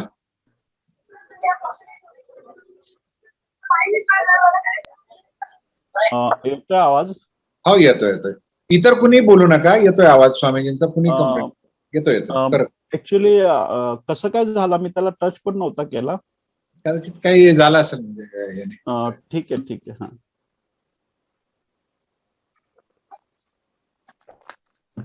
आणि त्या झोपडीतल्या प्रत्येकाने त्याचे आभार मानले की त्या दिवशी तुम्ही राहिला होता, तुमच्या कृपेमुळे आमच्या सगळ्यांचे जीव वाचले. दुसऱ्या दिवशी आमची झोपडी जळाली, पण ती झोपडी जळाल्यामुळे आम्हाला झोपडीत झोपता नाही आलं, आम्हाला बाहेर झोपावं लागलं आडोशाला. आणि त्याच रात्री तिथं वीज पडली होती त्या झोपडीवर. आणि जर आम्ही झोपलो असतो तर आमच्यातलं कोणीच तिथं जिवंत राहिला नसता. त्या युवकाला परत प्रश्न पडला की अरे म्हणजे सद्गुरूंनी जे केलं ते योग्यच केलं, त्यांनी कुटुंबाचे जीव वाचवले. पण आता तो खूप पुढे आला होता, त्याला वाईट वाटलं की आपण खूपच लवकर निर्णय घेतला, आपण थोडं थांबायला होतं. इतक्या लवकर आपण हा निर्णय घ्यायला नव्हता होता या सद्गुरूंना सोडण्यासाठी. पण आता काय करणार, इतक्या पुढे आल्यावर. मग थोडं अजून पुढे गेल्यावर त्यांनी त्या नदी किनारी आल्यावर त्या तिथं तोच नावाडी होता. तर त्यांनी विचारलं त्यांना, तुम्ही ओळखला का? आम्ही त्या दिवशी तुमच्या नावेत बसून आलो होतो, तुम्ही आम्हाला इथं सोडलं होतं, माझ्याबरोबर सद्गुरू होते. तर तो हो म्हटलं, हा ओळखलं म्हटलं तुम्हाला, बरं झालं म्हटलं त्या दिवशी रात्री मला परत जाताच आलं नाही, कारण नावेला छिद्र पडलं होतं म्हटलं. आणि नेमकं 4 दरोडेखोर ती नाव घेऊन आमचं गाव लुटायला निघाले होते. पण त्या नावेला छिद्र पडल्यामुळे ते नाव त्यांना माहिती नव्हतं, ते बुडाले तिथं. आणि काही जे वाचले त्यांना गावकऱ्यांनी पकडलं. पण त्या नावेच्या छिद्रामुळे ते एक मोठं संकट गावावरचं टळलं. ते दरोडेखोर 2 मेले, 2 सापडले आणि गावकऱ्यांनी त्यांना शिक्षा केली. पण त्या दिवशी जर ती नाव बरी असती, त्याला छिद्र पडलं नसतं, तर कदाचित ही मोठं संकटापासून आम्ही वाचलो नसतो. तर त्या ईश्वराची, देवाची कृपा आहे की त्यांनी आम्हाला या ह्याच्यातनं वाचवलं. मग त्यावेळेला त्या युवकाला लक्षात आलं की आपण ज्या सद्गुरूला नाकारलंय आणि ज्याला आपण नावं ठेवली, ज्याच्याबद्दल आपण शंका व्यक्त केली, ज्याच्याबद्दल आपण अनेक तो किती दुष्ट आणि कठोर आणि पाषाण हृदयी आहे अशा पद्धतीने त्याच्यावर आरोप केले. पण त्याच्या प्रत्येक नकारात्मक कृत्यामध्ये काहीतरी सकारात्मक गोष्टी दडलेल्या होत्या. तसंच आपल्या पण जीवनामध्ये येणारे जे कठीण प्रसंग असतात, मध्ये सद्गुरू ज्यावेळेला आपल्याला त्या प्रसंगाला सामोरे जावं लागतात, आपल्याला वाटतं की हे वाईट घडतंय, चुकीचं आहे. आपण दरवेळेला आपण काय करतो माहितीये का, की आपण म्हणतो की हे व्हायला नाही पाहिजे, असं व्हायला पाहिजे. म्हणजे आपण ठरवतो काय चूक आणि काय बरोबर. महाराजांनी असं केलं पाहिजे, असं नाही केलं पाहिजे. आणि हे महाराजांना कळत नाही का, हे का असं करतात आहे महाराज, का असं यातना देतात आहे, का असं त्रास देतात आहे, का असं कष्ट देतात आहे. म्हणजे तुम्ही महाराजांवर संदेह व्यक्त करताय. आणि ज्या वेळेला तुम्हाला त्या सगळ्या प्रसंगातनं सद्गुरू नेत असतात, त्यावेळेला त्याची एक दुसरी बाजू पण असते, ती तुम्हाला माहित नसती. ते केवळ सद्गुरूच जाणतो. आणि त्यामुळं बऱ्याच वेळेला असं होतं की काही जीवनामध्ये आपल्या नकारात्मक घटना घडून गेलेल्या असतात, ज्याचा आपल्याला आघात झालेला असतो, ज्याचा आपण फार हवालदिल झालेला असतो. पण पुढं गेल्यावर आपल्याला कळतं की अरे, ते जे घडलं होतं ते आपल्या फायद्यासाठीच होतं. ते आपल्या अ, अ, अ, अ, सुखासाठी, समाधानासाठी, आपल्या यशस्वीतेसाठी, आपल्या सफलतेसाठी ही गोष्ट गरजेची असते. प्रत्येक हार ही हार नसते आणि प्रत्येक असफलता ही असफलता नसते. प्रत्येक असफलतेमधनं आपण काहीतरी धडे घेतले पाहिजे. प्रत्येक अपयशामधनं आपण काहीतरी शिकलं पाहिजे. आणि प्रत्येक दुर्घटनेमधनं, अपघातामधनं, दुःखामधनं, संकटामधनं जाताना आपल्यामधल्या जो श्रद्धा आहे आपल्या सद्गुरूच्या प्रती, आपल्या आराध्याच्या प्रती, आपल्या अस्तित्वाप्रती, ईश्वराप्रती, ती तुमच्यामध्ये डळमळीत नाही झाली पाहिजे. आणि जर ती डळमळीत होत असेल ना छोट्या मोठ्या संकटामुळं, तर याचा अर्थ तुमची श्रद्धाच विकसित झालेली नाही. तुम्ही फक्त विश्वासाने वाटचाल करताय. म्हणजे आपलं विश्वास ठेवलेला आहे, श्रद्धा नाहीये. विश्वास खूप सतह आहे मनाचा. तो श्रद्धा खूप खोल तुमच्या अंतरंगात, तुमच्या हृदयातनं येते. ती श्रद्धा जन्मावी लागते, ती अशी आरोपित नाही करता येत. असं कोणाला सांगितलं की तुम्ही श्रद्धा ठेवा आणि तुम्ही श्रद्धा ठेवता, असं होत नाही. श्रद्धा ही तुमच्या आत्मबीजातनं उमलते, ती अशी आरोपित केली जात नाहीये. त्यामुळं ज्या वेळेला तुमच्या पण आतमधून शंकर महाराजांच्या प्रती ते आत्मबीज उमलेल, ती श्रद्धा विकसित होईल, ते फूल उमलेल, तरच या प्रवासात तुमचा सगळा पाठपुरा होऊ शकेल. तुम्ही विचारताय मी सद्गुरूंना स्वीकार केलंय, पण त्यांनी मला स्वीकार केलं का नाही.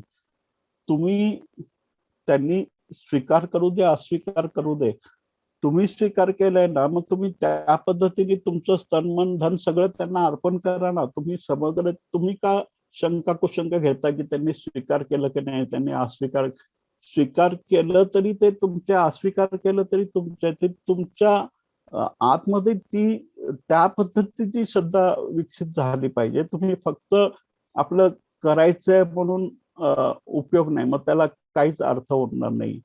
ही अशी डळमळीत श्रद्धा महाराजांसमोर नाही टिकू शकत तुम्ही. आणि महाराजांचं काय की खूप परीक्षेतनं होरपळून काढून, चावून, सुलाखून ते सोनं बनवून काढतात बाहेर. त्यामुळं आगीत जळायची तयारी असेल, होरपळायची तयारी असेल, तर मग या महाराजांकडं. पण जर तुम्ही म्हणाल की नाही, मला काही चटका पण नाही लागला पाहिजे, पण मी सोनं झालं पाहिजे, असं होत नाही. जळावं तर लागतं. सोन्याला पण कितीतरी अग्नीमध्ये जळल्यानंतर ते शुद्ध होतं. आणि तुम्हाला शुद्ध तर व्हायचं, सोनं बनायचंय, पण जळायचं तर नाहीये. त्या संकटाला सामोरं तर जायचं नाही. असं करून कसं चालेल. जर खरंच तुमचं महाराजांच्या वर श्रद्धा असेल, प्रेम असेल, त्यांचं खरंच ते श्रद्धाबीज तुमच्या आत्म्यानं उमललं असेल, तर हा प्रश्न तुमच्या मनात राहिलाच नाही पाहिजे. तर मला वाटतं आपण प्रश्न आजच्या इथंच थांबूया. आता पुढच्या चरणावर आपण जाऊ. आपण विचार ध्यानाच्या ह्याच्यावर येऊया. आणि अजित, जर वेळ संपत आला तर मला सांग, म्हणजे नक्की थांबायला. नक्की नक्की. काय विवेचनच इतकं सुंदर रीतीने चाललंय. म्हणजे आपला मूळ विषय भले मी तर समजेल की आजचा उद्या झाला तरी हरकत नाही, पुण्या फ्लो मध्ये कुठेही हे नाही. साक्षात महाराज बोलतायत, अनेकांच्या मनातील सर्व प्रश्नांची उकल होतीये. हा 12वा अध्याय आमच्यासाठी चालू आहे. तर अच्छा, आपण कंटिन्यू करा. जर वाटलं मध्ये संपत आले तर मी आपल्याला तसा अवगत करायला लागेल. ओके ओके, ठीक आहे. या निमित्ताने एक गझल मला आठवली, अजितनेच सुचवली होती ती. ये जिंदगी आज जो तुम्हारे बदन के छोटी बड़े नसों में मचल रही है, तुम्हारे पैरों से चल रही है. ये जिंदगी आज तुम आवाज बन के तुम्हारे लफ्जों में ढल रही है. मला वाटतं ती आहे आपल्याकडे. शिल्पाताई हाँ. शेअर करू शकाल का आपण लिरिक्स त्याचं?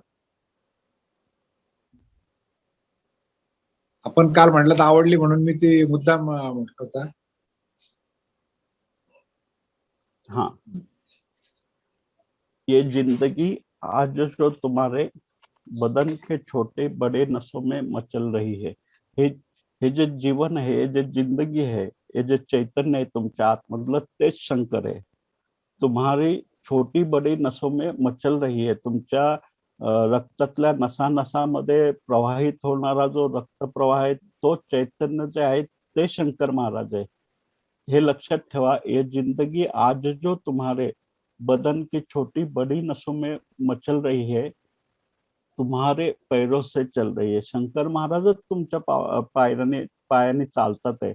शंकर महाराजच तुमच्या मुखातनं बोलतात आहे. शंकर महाराजच माझ्यातनं बोलतात आहे आणि शंकर महाराजच तुमच्यातनं ऐकतात आहे.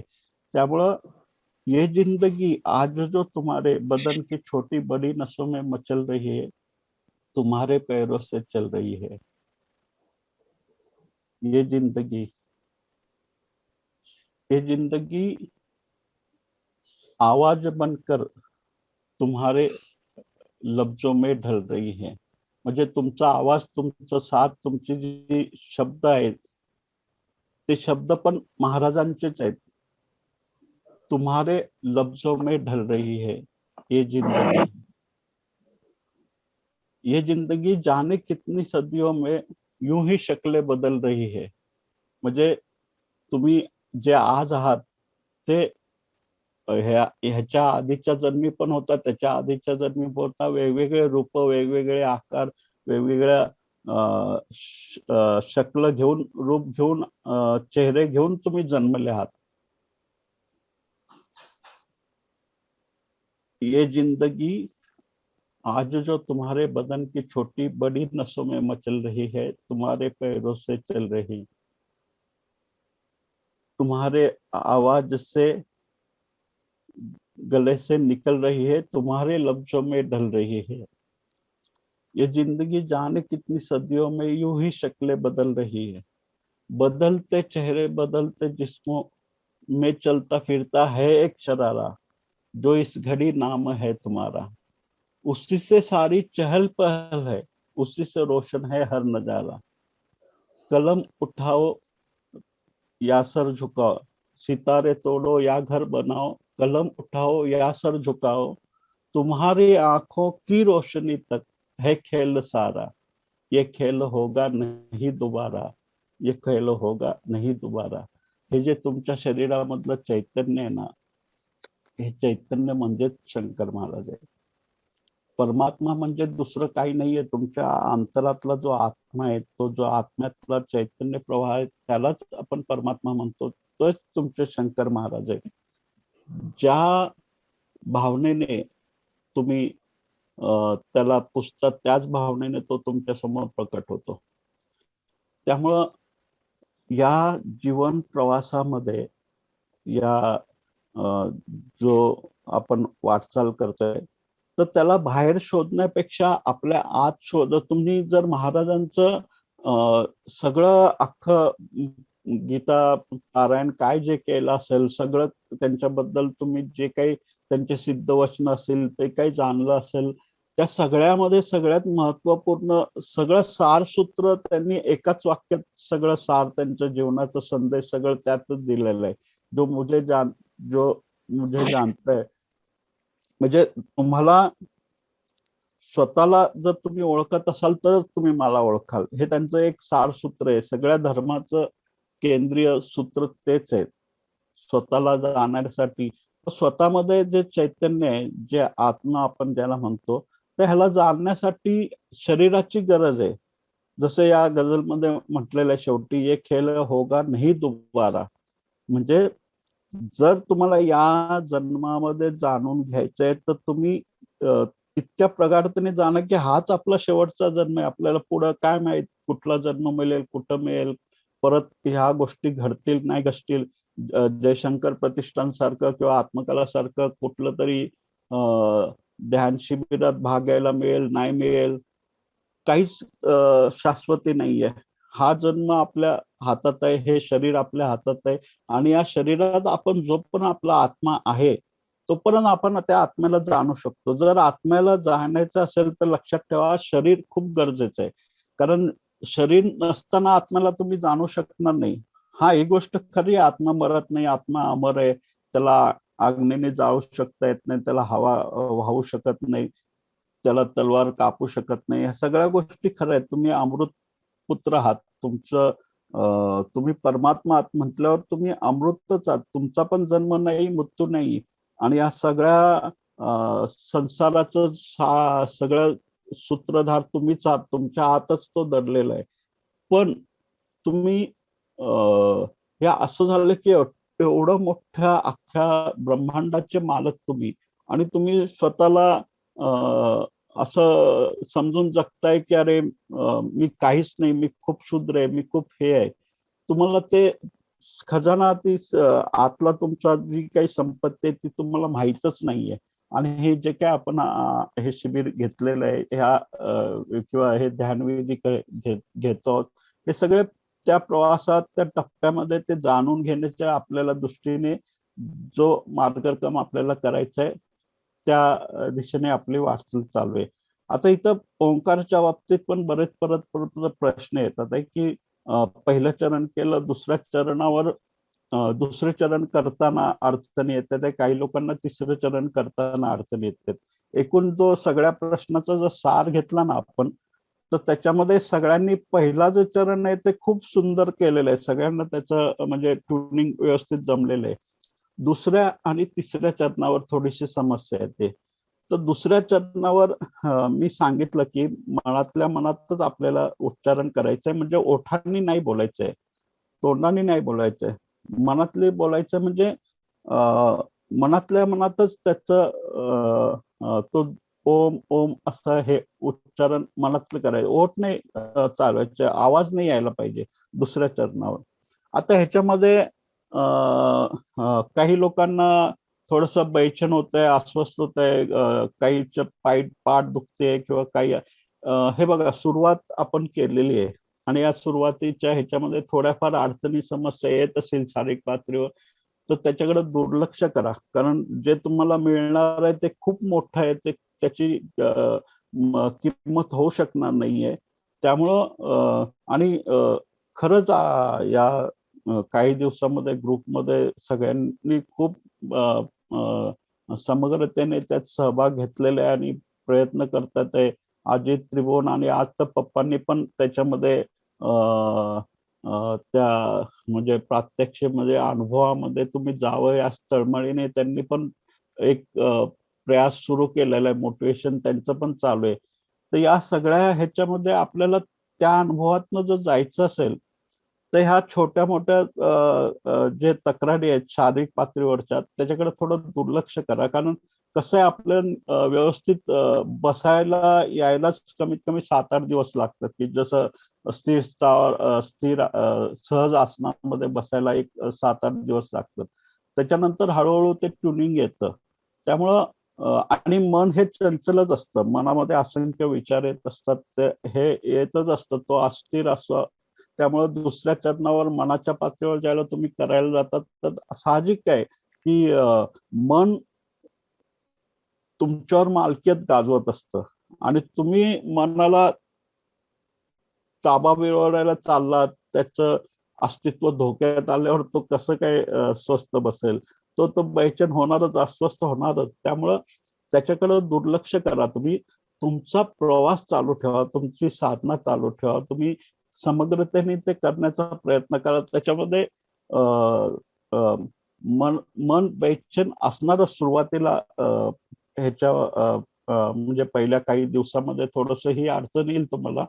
पण जर सातत्य ठेवलं तुम्ही तर हळूहळू त्याचं लयबद्धता, ती त्रास देण्याचा जो प्रभाव आहे, बेचैनी, अस्वस्थता, ती हळूहळू कमी होत जाईल. आणि मग ती ट्युनिंग तुम्ही तिसऱ्या चरणावर झाला. आता तिसऱ्या चरणावर ज्यांना त्रास होतोय ना, त्यांना कसं आहे की आपल्याला शांती कधी अनुभवलेलीच नाही आपण एवढी, आणि आपण प्रथमच प्रयत्न करतोय. तर ज्यावेळेला आपण डोळे बंद करून समग्रतेने तो नाद ऐकायचा प्रयत्न करतो, मी सांगितलं की आपल्याला आरोपित करायचं नाहीये. जो काही नाद असेल तो आपल्याला ऐकायचा आहे. मग त्या प्रक्रियेमध्ये ना, जर ऐकू काही लोकांनी असं सांगितलं की बाहेरचा आवाज ऐकू येतोय, आतलं काही येत नाहीये. तुम्ही जिथं लक्ष घेऊन जावाल तिथला आवाज ऐकू येईल तुम्हाला. तुमचं लक्ष बाहेर गेलं तर बाहेरचा आवाज लक्ष येईल. आणि जर गेलं चुकून, तर अपराध भाव बाळगायची गरज नाही, काही वाईट पाठवून येण्याची गरज आहे. लक्षात आलं तुम्हाला, परत प्रयत्न करा आपल्या आतला आवाज ऐकण्यासाठी. थोडं हळूहळू त्याच्यामध्ये लयबद्धता येईल. आणि ही एकच विधी नाही, अजून आपण बरेच विधी घेणार आहोत. पण कमीत कमी ही विधी जर तुम्हाला जड असेल तर कदाचित पुढची कुठली तरी विधी आपण घेणार आहोत, ती तुम्हाला सोपी जात असेल तर ती करू शकता. म्हणजे प्रत्येकाला कसं, एखादं वाहन, 4-5 वाहन आपण तुम्हाला चालवायला शिकवले, त्यातलं तुम्हाला जे आवडलं त्या वाहनावर तुम्ही तुमचा पुढचा प्रवास करायचा आहे. त्यामुळे हे जर तुम्हाला अवघड जात असेल, आणि काही एक प्रश्न असा पण होता की पहिलं चरण व्यवस्थित झालं आणि दुसऱ्या चरणालाच तो नाद ऐकवा यायला लागला मधला, आतला. तर मग तसं असेल तर ते खूप सोपी गोष्ट झाली ना. तुम्ही डायरेक्ट फर्स्ट वरनं टॉप गिअरलाच गेले तर तिसरं चरणच सुरू झालं. मग मनाच्या पातळीवर जर नाही झालं तर काय हरकत आहे? म्हणजे त्याच्यात आपलं मेन तर लक्ष तेच आहे ना, अंतर्नादचा ओंकार ऐकण्याचं.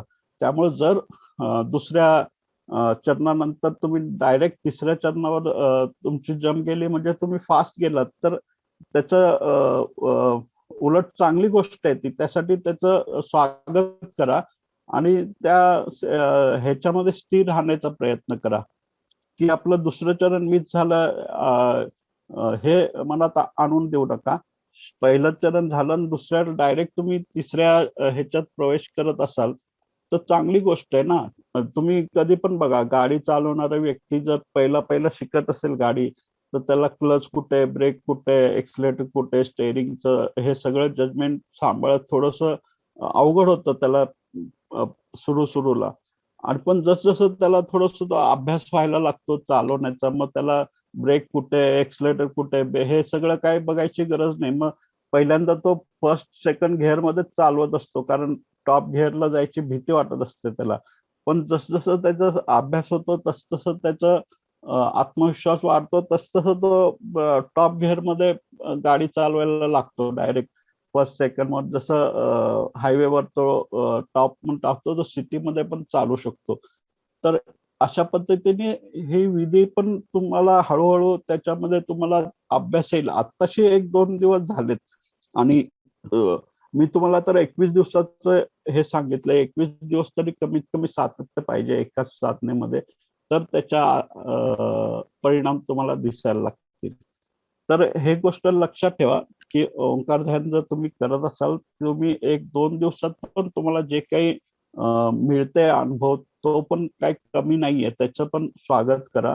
आणि मन तर बेचैन असणारच, अस्वस्थ असणारच. त्याला ते जसं शंकर महाराजांचं एक वचन आहे ना, जिसका बंदर वही नचाय, त्या पद्धतीने तुमचं मन तुम्हाला नाचवत असतं आणि तुम्ही नाचत असता मदारी सारख्या, आणि मदारी बनून मन तुम्हाला नाचवत असतं आणि आपण माकडासारखं नाचत असतो त्या मनाच्या तालावर.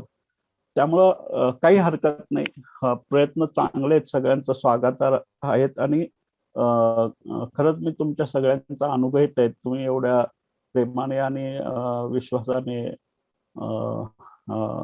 प्रगाढतेने म्हणजे प्रामाणिकपणे प्रयत्न करतात. तर तुमच्या एकंदर सगळ्या ह्याच्यावरनं लक्षात येतं की प्रत्येक जण प्रयत्न करतोय. आणि खात्री बाळगा, थोडंफार सुरुवातीला काही हे होत असेल तर त्याचं निराश होण्याची गरज नाहीये, वाईट वाटण्याचं काहीच कारण नाहीये. प्रवास चालू ठेवा, तुम्हाला अनुभूती मिळणार 101% ह्याच्यामध्ये संदेह नाहीये.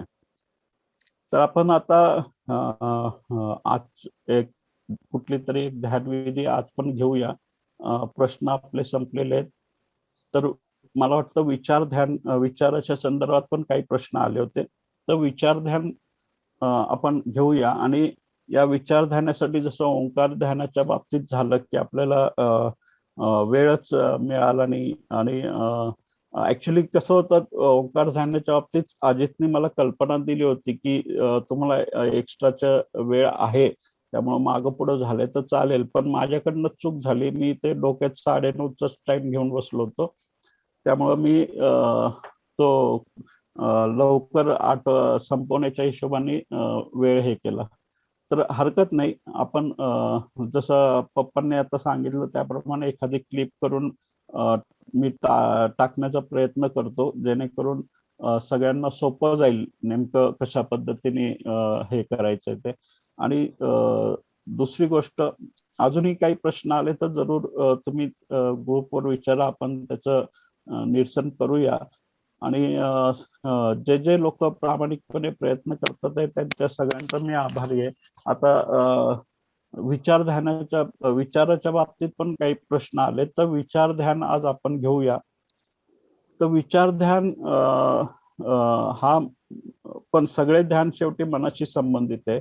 त्यामुळे हा विचार ध्यान ज्यावेळेला आपण करतो त्यावेळेला एक गोष्ट आपल्याला स्वीकारून चालावी लागेल की मन हे बेचैन आहे, मन हे अस्थिर आहे आणि मनात असंख्य विचाराचं काहूर माजलेलं असतं.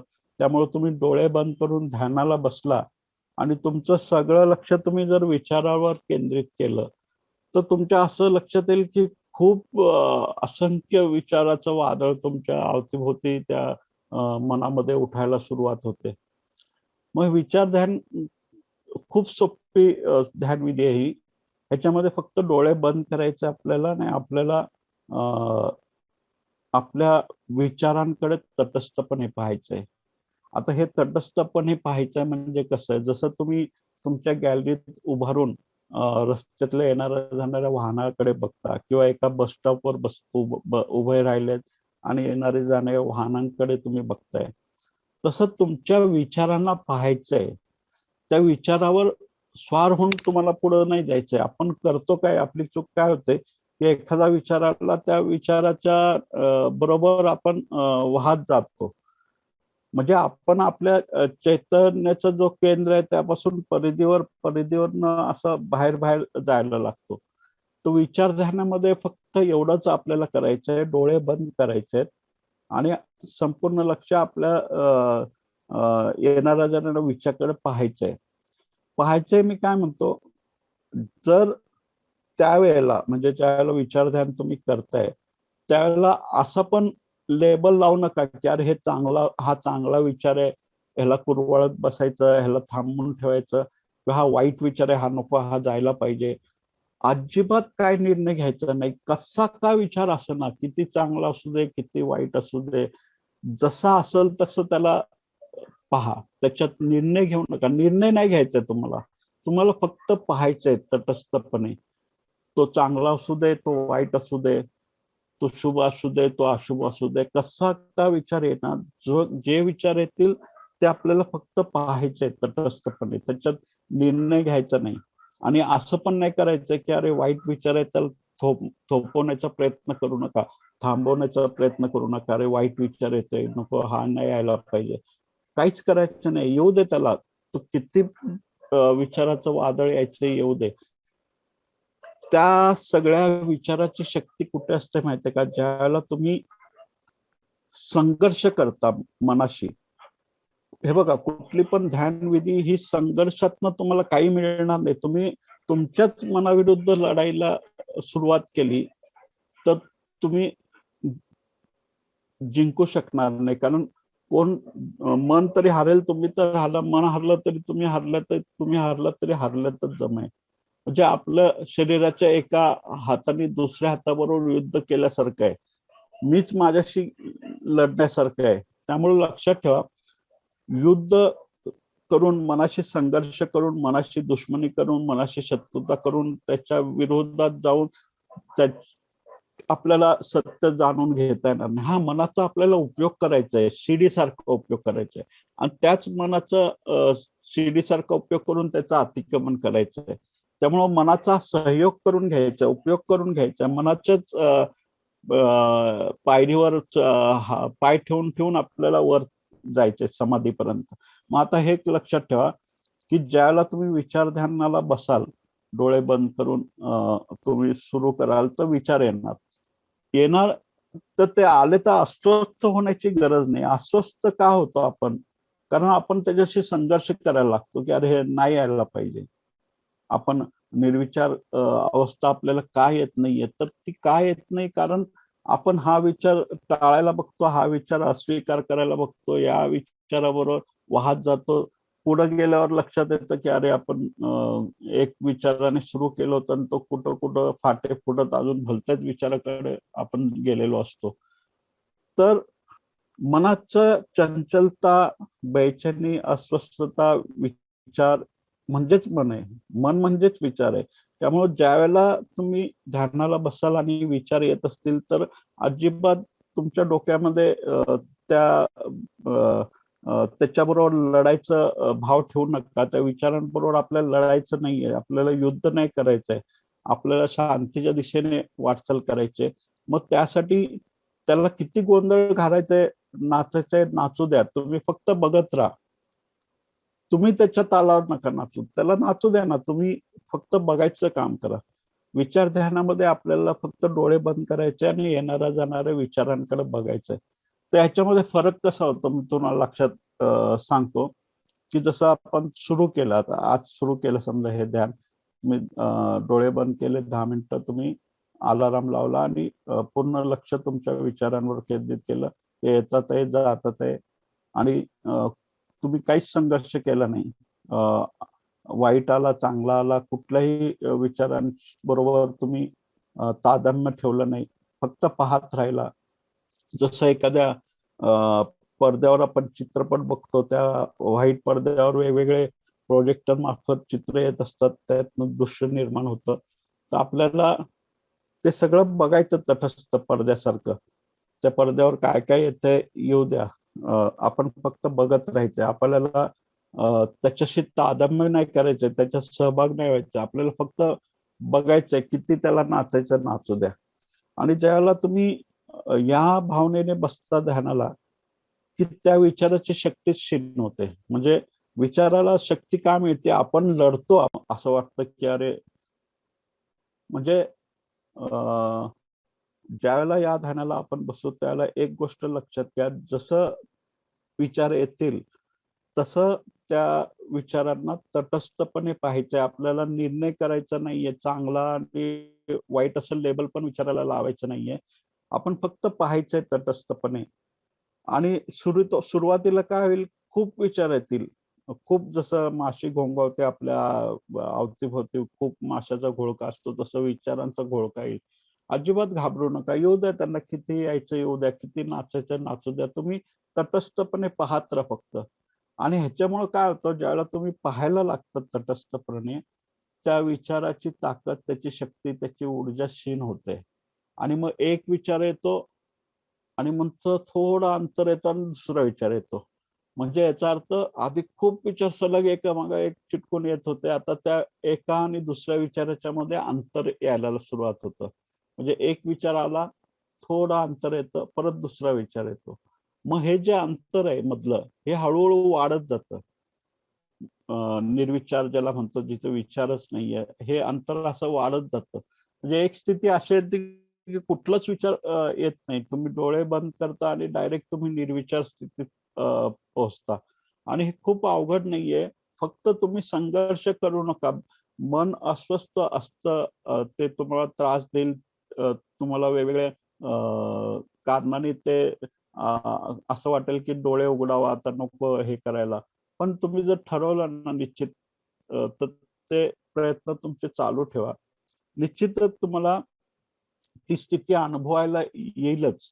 एक विचार आणि नंतर अंतर आणि नंतर दुसरा विचार, आणि हे अंतर वाढत वाढत इतकं वाढत जाईल की नंतर तुम्हाला इतकं त्याचा सराव होईल की तुम्ही डोळे बंद केले की सरळ निर्विचार स्थितीमध्ये जाल. तुम्हाला विचारच येणार नाहीत बिलकुल. त्याला तुम्हीच निमंत्रण देत असता तुमच्या संघर्षामुळं, मनाच्या लढण्यामुळं.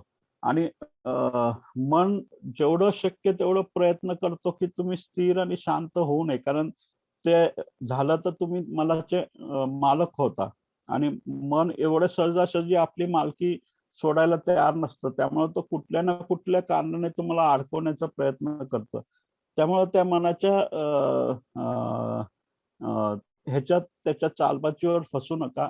डोळे बंद करायचेत आपल्याला आणि येणाऱ्या जाणाऱ्या विचाराकडे फक्त पाहायचंय. तर आता हे प्रॅक्टिकल प्रत्येक जण करू शकतो. आपण ह्याच्यामध्ये ऑडिओची तर गरजच नाहीये. फक्त व्हिडिओ ऑन केला आणि ऑडिओ बंद ठेवला तरी आपण हे ध्यान करू शकतो. मला वाटतं एक अलार्म लावून आपण हे ध्यान घेता येईल का अजित? घेऊ शकतो आपण. किती हा, वेळ मग एका अलार्म त्यावेळेस किती मिनिटाचा? साधारण एक 10 मिनिटाचा अलार्म लावून सुरू करू ध्यान आपण. चालेल ना. तर विधी एकदा पुन्हा म्हणजे एकदा सांगा की आपल्याला शांत हा बसायचंय, कुठलंही शांत, डिस्ट्रॅक्शन. सहज आसनामध्ये बसायचंय आणि आपलं लक्ष आपल्या येणाऱ्या जाणाऱ्या विचारकडे फक्त तटस्थपणे बघायचंय. आपल्याला डिसिजन नाही घ्यायचा, निर्णय घ्यायचा नाही की हे चांगलं आहे, हा वाईट आहे. जो चांगला आहे त्याला थांबवायचा प्रयत्न करायचा नाही, जो वाईट आहे त्याला थांबवायचा प्रयत्न करायचा नाही. आणि जो चांगला आहे त्याला थांबवायचा प्रयत्न करायचा नाही, आणि जो वाईट आहे त्याला टाळायचा प्रयत्न करायचा नाही. फक्त पाहायचंय आपल्याला तटस्थपणे. मग इथे असं करू शकतो, तुम्ही सांगितल्यानंतर सुरुवात करतील सर्व. आपण 10 मिनिटाचं हे घेऊ आणि इथे मी सांगेल की आपण ही क्रिया चालू केल्यानंतर कुणी कुठल्याही परिस्थितीत डोळे उघडू नका. म्हणजे हे जोपर्यंत श्वासाचा हे होत नाही, आदेश येत नाही, आणि तोपर्यंत जर हे पाहिजे असेल, तुमची परमिशन असेल, तर आपण तुम्हाला हे करण्याकरता जर व्हिडिओ चालू केले तर मला वाटतं मग ऑब्झर्व करायला तुम्हाला हे सोपं राहील शांत चित्ताने. हा, माझा व्हिडिओ ऑफ करून बाकीच्यांचे चालू करा. नाही, तुमचाही राहू द्या, काही हरकत नाही. तुम्हाला पाहता येतील सगळे. तर सर्वांनी कुठल्याही प्रकारे आपला ऑडिओ चालू करू नका. शांत चित्ताने आपला व्हिडिओ फक्त चालू ठेवा. आणि ज्यांना या सूचना समजणार नाही त्यांनी काहीही नाही केलं तरी चालेल. फक्त महाराज म्हणजे स्वामीजी सांगतील त्यावेळेस आपल्याला डोळे मिटून शांत बसायचे. बाकीचे ज्यांना काही कळलं नाही त्यांना आपण ग्रुपवर परत त्याच्याबद्दल चर्चा करूया. सगळ्यांना माझा आवाज येतोय? येतोय. म्हणजे मी सांगू शकतो, आपण ऑडिओ बंद करायला सांगितलं सर्वांना. नक्की येतोय. ठीक आहे. मग आता अलार्म तू लावलाय ना अजित? हो, लावलेलं आहे. काही झालं. ठीक आहे. आता आपण डोळे बंद करून ध्यानाला सुरुवात करू. विचार ध्यान. फक्त तटस्थपणे आपल्याला येणाऱ्या जाणाऱ्या विचारांना पाहायचंय. संघर्ष करायचा नाही त्या विचारांबरोबर, फक्त पाहत राहायचंय. सुरू करूया? हो, सुरू करू. मी लावलेला आहे अलार्म. आणि पुन्हा विनंती, आपल्याला डोळे बंद करून बसायचे. कुठल्याही परिस्थितीत काही होऊ, आपल्या धैर्याची पण परीक्षा आहे की 10 मिनिटं आपण खरोखर डोळे मिटून बंद बसू शकतो का. हो. तर खूप आल्याशिवाय आणि मध्ये कुणीही बोलू नका कृपया. काही नाही, आपलं स्वामीजींनी सांगितलं की सुरू होईल आणि नंतर स्वामीजी आदेश देतील त्यावेळेस आपल्याला डोळे उघडायचे. बाकी सगळं व्यवधान बंद करा. तुम्हाला वाटल्यास 5 सेकंद अजून देतो मी सर्वांना. स्थिर व्हायचं असेल, काय करायचं असेल, तुम्हाला थोडंसं सेटल व्हायचं असेल तसं व्हा. आपले व्हिडिओ कॅमेरे चालू करा आणि स्वामीजी सांगतील त्यावेळी आपल्याला हे ध्यान करायचंय. आपला आदेश असेल तर सुरू करूयात स्वामीजी. हा, सुरू करा. हळूवारपणे डोळे बंद करा आणि तटस्थपणे येणाऱ्या जाणाऱ्या विचारांकडे पाहायचं.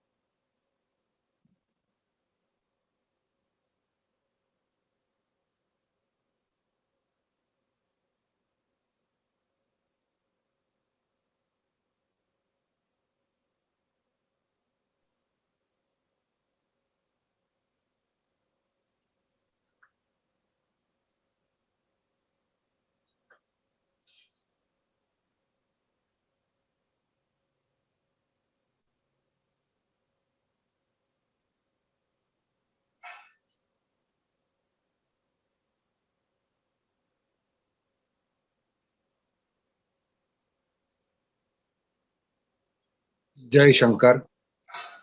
आपली 10 मिनिटाचा हे ध्यान संपन्न झालेलं आहे. आता स्वामीजी आपल्याला पुढच्या सूचना देतील. तोपर्यंत आपण आहे त्या स्थितीत, आहे त्या आसनात डोळे मिटून शांतपणे बसून राहा. स्वामीजी आता आपल्याला संदेश देतील. तो आपण अतिशय शांतपणे ग्रहण करायचा आहे. कुठलीही घाई करू नका, गडबड करू नका. यानंतर स्वामीजी जसा आदेश देतील त्या पद्धतीने आपल्याला अतिशय शांतपणे, कुठलाही घाई गडबड करू नका, डोळे उघडण्याची घाई करू नका. स्वामीजी आपल्याला सर्व सूचना देतील, त्याचं आपण पालन करूया. आदरणीय स्वामीजी. डोळे बंद राहू दे. अजून काही मिनिटं तटस्थपणे विचारांना पाहण्याचा प्रयत्न करा.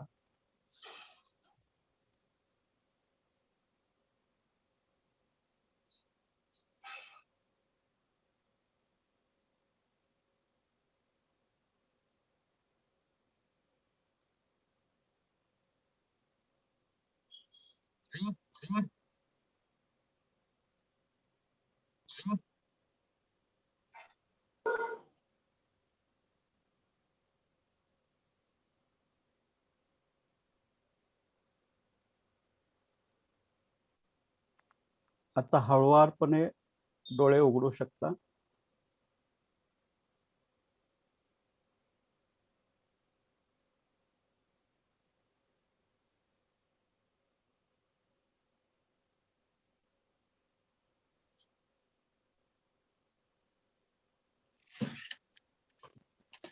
छान प्रयत्न केला सगळ्यांनी. सहभागी सगळ्या साधकांचं खरंच खूप मनापासून आभार व्यक्त करतो. आणि आजची चर्चा मी इथंच थांबवतो. इथले पुढचे सूत्र मी अजित दादाकडे देतो. अजित. जय शंकर.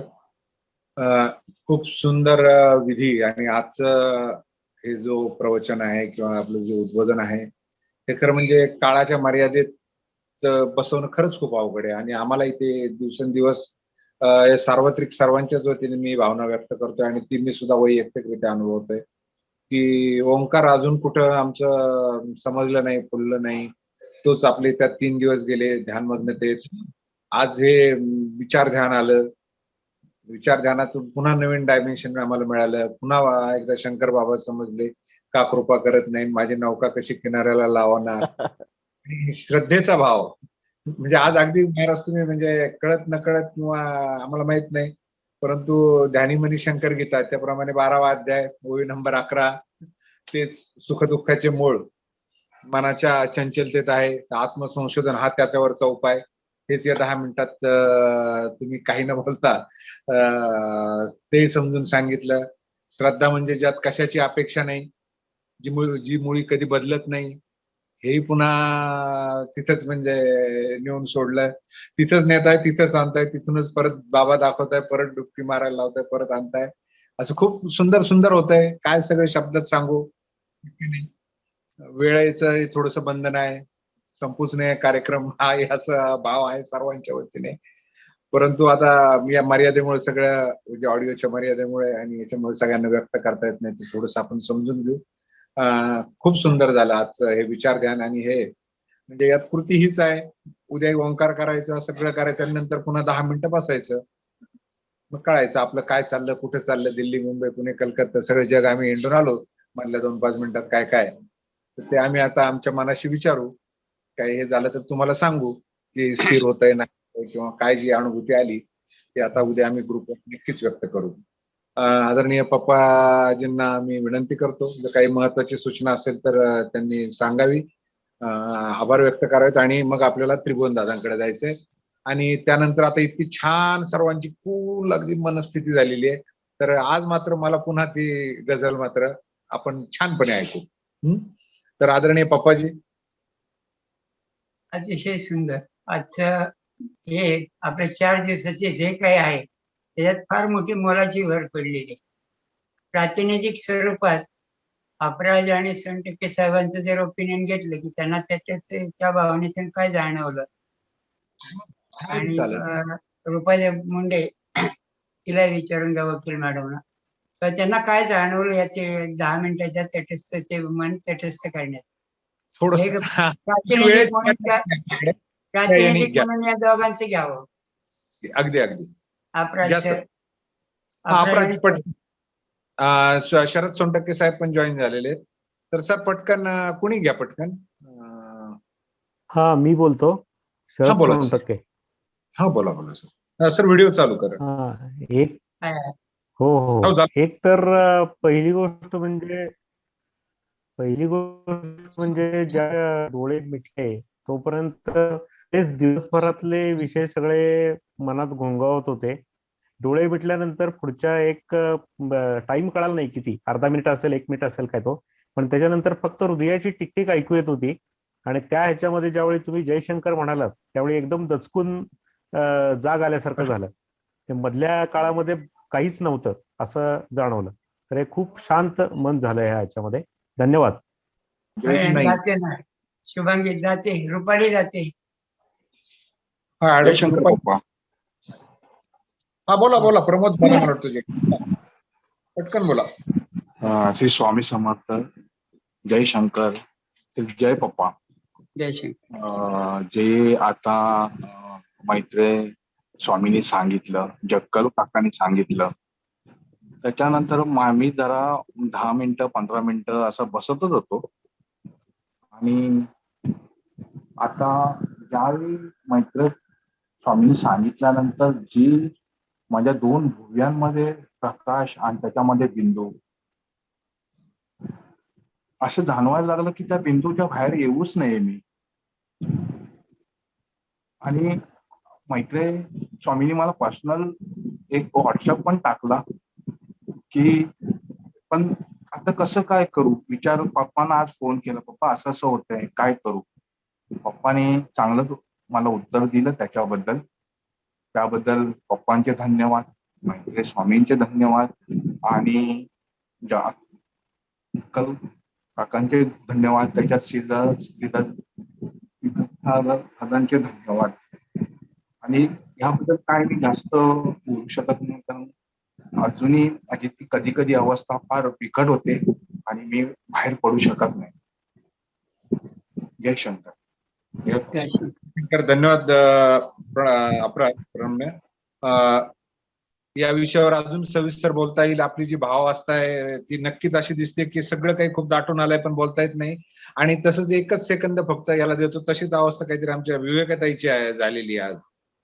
विवेकताई पटकन हे घे आणि मग मी पुढे जातो. जयशंकर. समस्त मान्यवरांना सन्मानाचा जयशंकर. जयशंकर पप्पा. खूप मन दाटून आलंय. स्वामीजींनी खूप चांगलं मार्गदर्शन केलंय. मीही स्वामीजी जयशंकर, मी सोलापूरची आहे आणि चरणवंदन तुम्हाला सगळ्यांना, जक्कल दादांनाही चरणवंदन. खूप आनंद होतोय की असं वाटतंय की स्वामीजी म्हणल्याप्रमाणे की पुढचा जन्म कुठला आहे माहित नाही. आपण जयशंकर प्रतिष्ठानचे सेवेकरी असू की नाही माहित नाही, पण या जन्मी सगळेजण भेटलोय, जयशंकर परिवारामध्ये जॉईन होतोय. आणि खरंच महाराजांनी ह्या कोरोनाच्या हाहाकारामध्ये आपल्याला जवळ केलंय, आपल्याला काळजी घेतायत आणि एवढं सुंदर मार्गदर्शन स्वामीजींचं होतंय. आणि प्रत्यक्ष महाराजच आपल्या प्रत्येक प्रश्नाचं उत्तर देतात की संकट येणार आहेत, त्याला घाबरू नका, तुम्ही सद्गुरूंवर विश्वास ठेवा.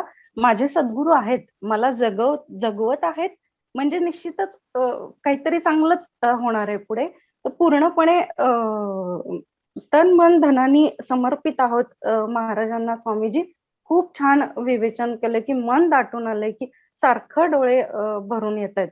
जय शंकर. जय शंकर. धन्यवाद. पप्पाजी आज काही शॉर्ट विवेचन असेल तर ते सांगा आणि मग आपण जक्कलजींकडे जाऊ.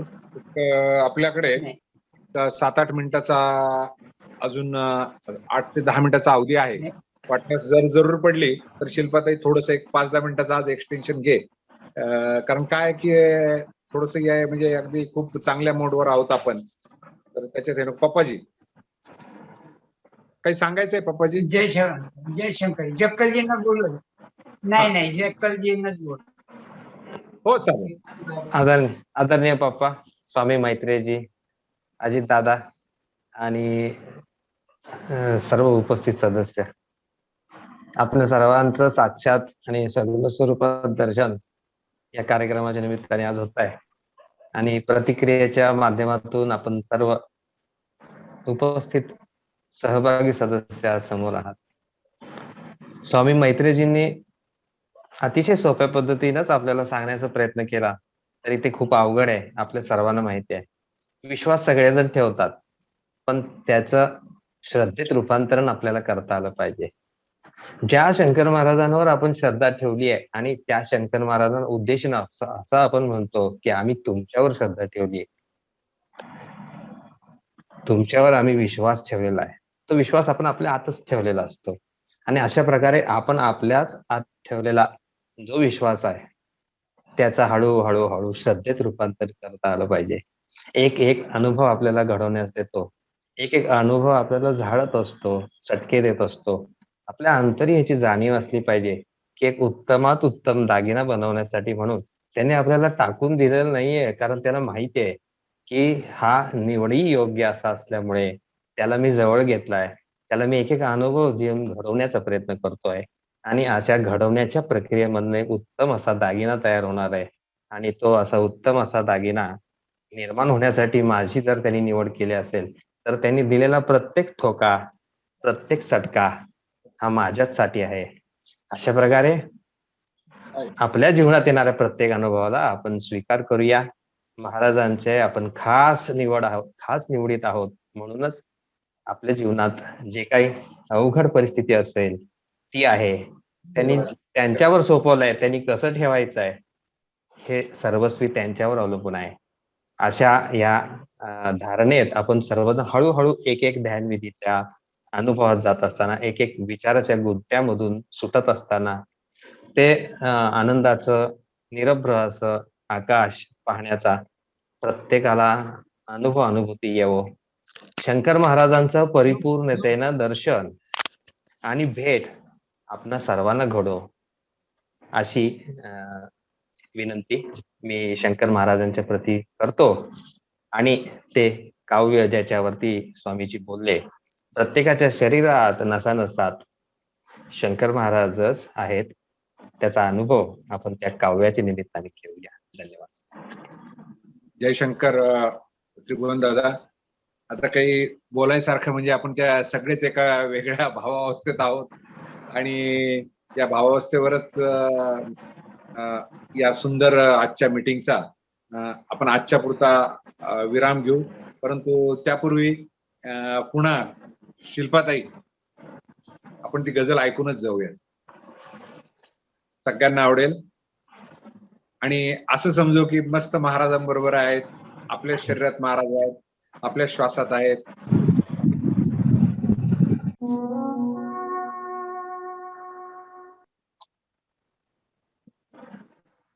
पुष्पांजली घे बाई. हो पप्पाजी, घेते. जय शंकर स्वामी, जय शंकर पप्पाजी. पुष्पांजलि ही तुम्हा अर्पितो श्री सद्गुरुराया, मान्य करावी दासांची ही सेवा श्री सदया. पुष्पांजलि ही तुम्हा अर्पितो श्री सद्गुरुराया, मान्य करावी दासांची ही सेवा श्री सदया. दुर्बुद्धी स्पर्श प्रदान हृदयातो व्हावा, हीच प्रार्थना असो निरंतर लोभ असा द्यावा. पुष्पांजलि ही तुम्हा अर्पितो श्री सद्गुरुराया, मान्य करावी दासांची ही सेवा श्री सदया. दीनदयाळा आम्हा दावी मार्ग सदा बरवा, भक्तवत्सल शंकर बाबा दास्त पदरी घ्यावा. पुष्पांजलि ही तुम्हा अर्पितो श्री सद्गुरुराया, मान्य करावी दासांची ही सेवा श्री सदया. मान्य करावी दासांची ही सेवा श्री सदया, मान्य करावी दासांची ही सेवा श्री सदया. जय शंकर. जय शंकर.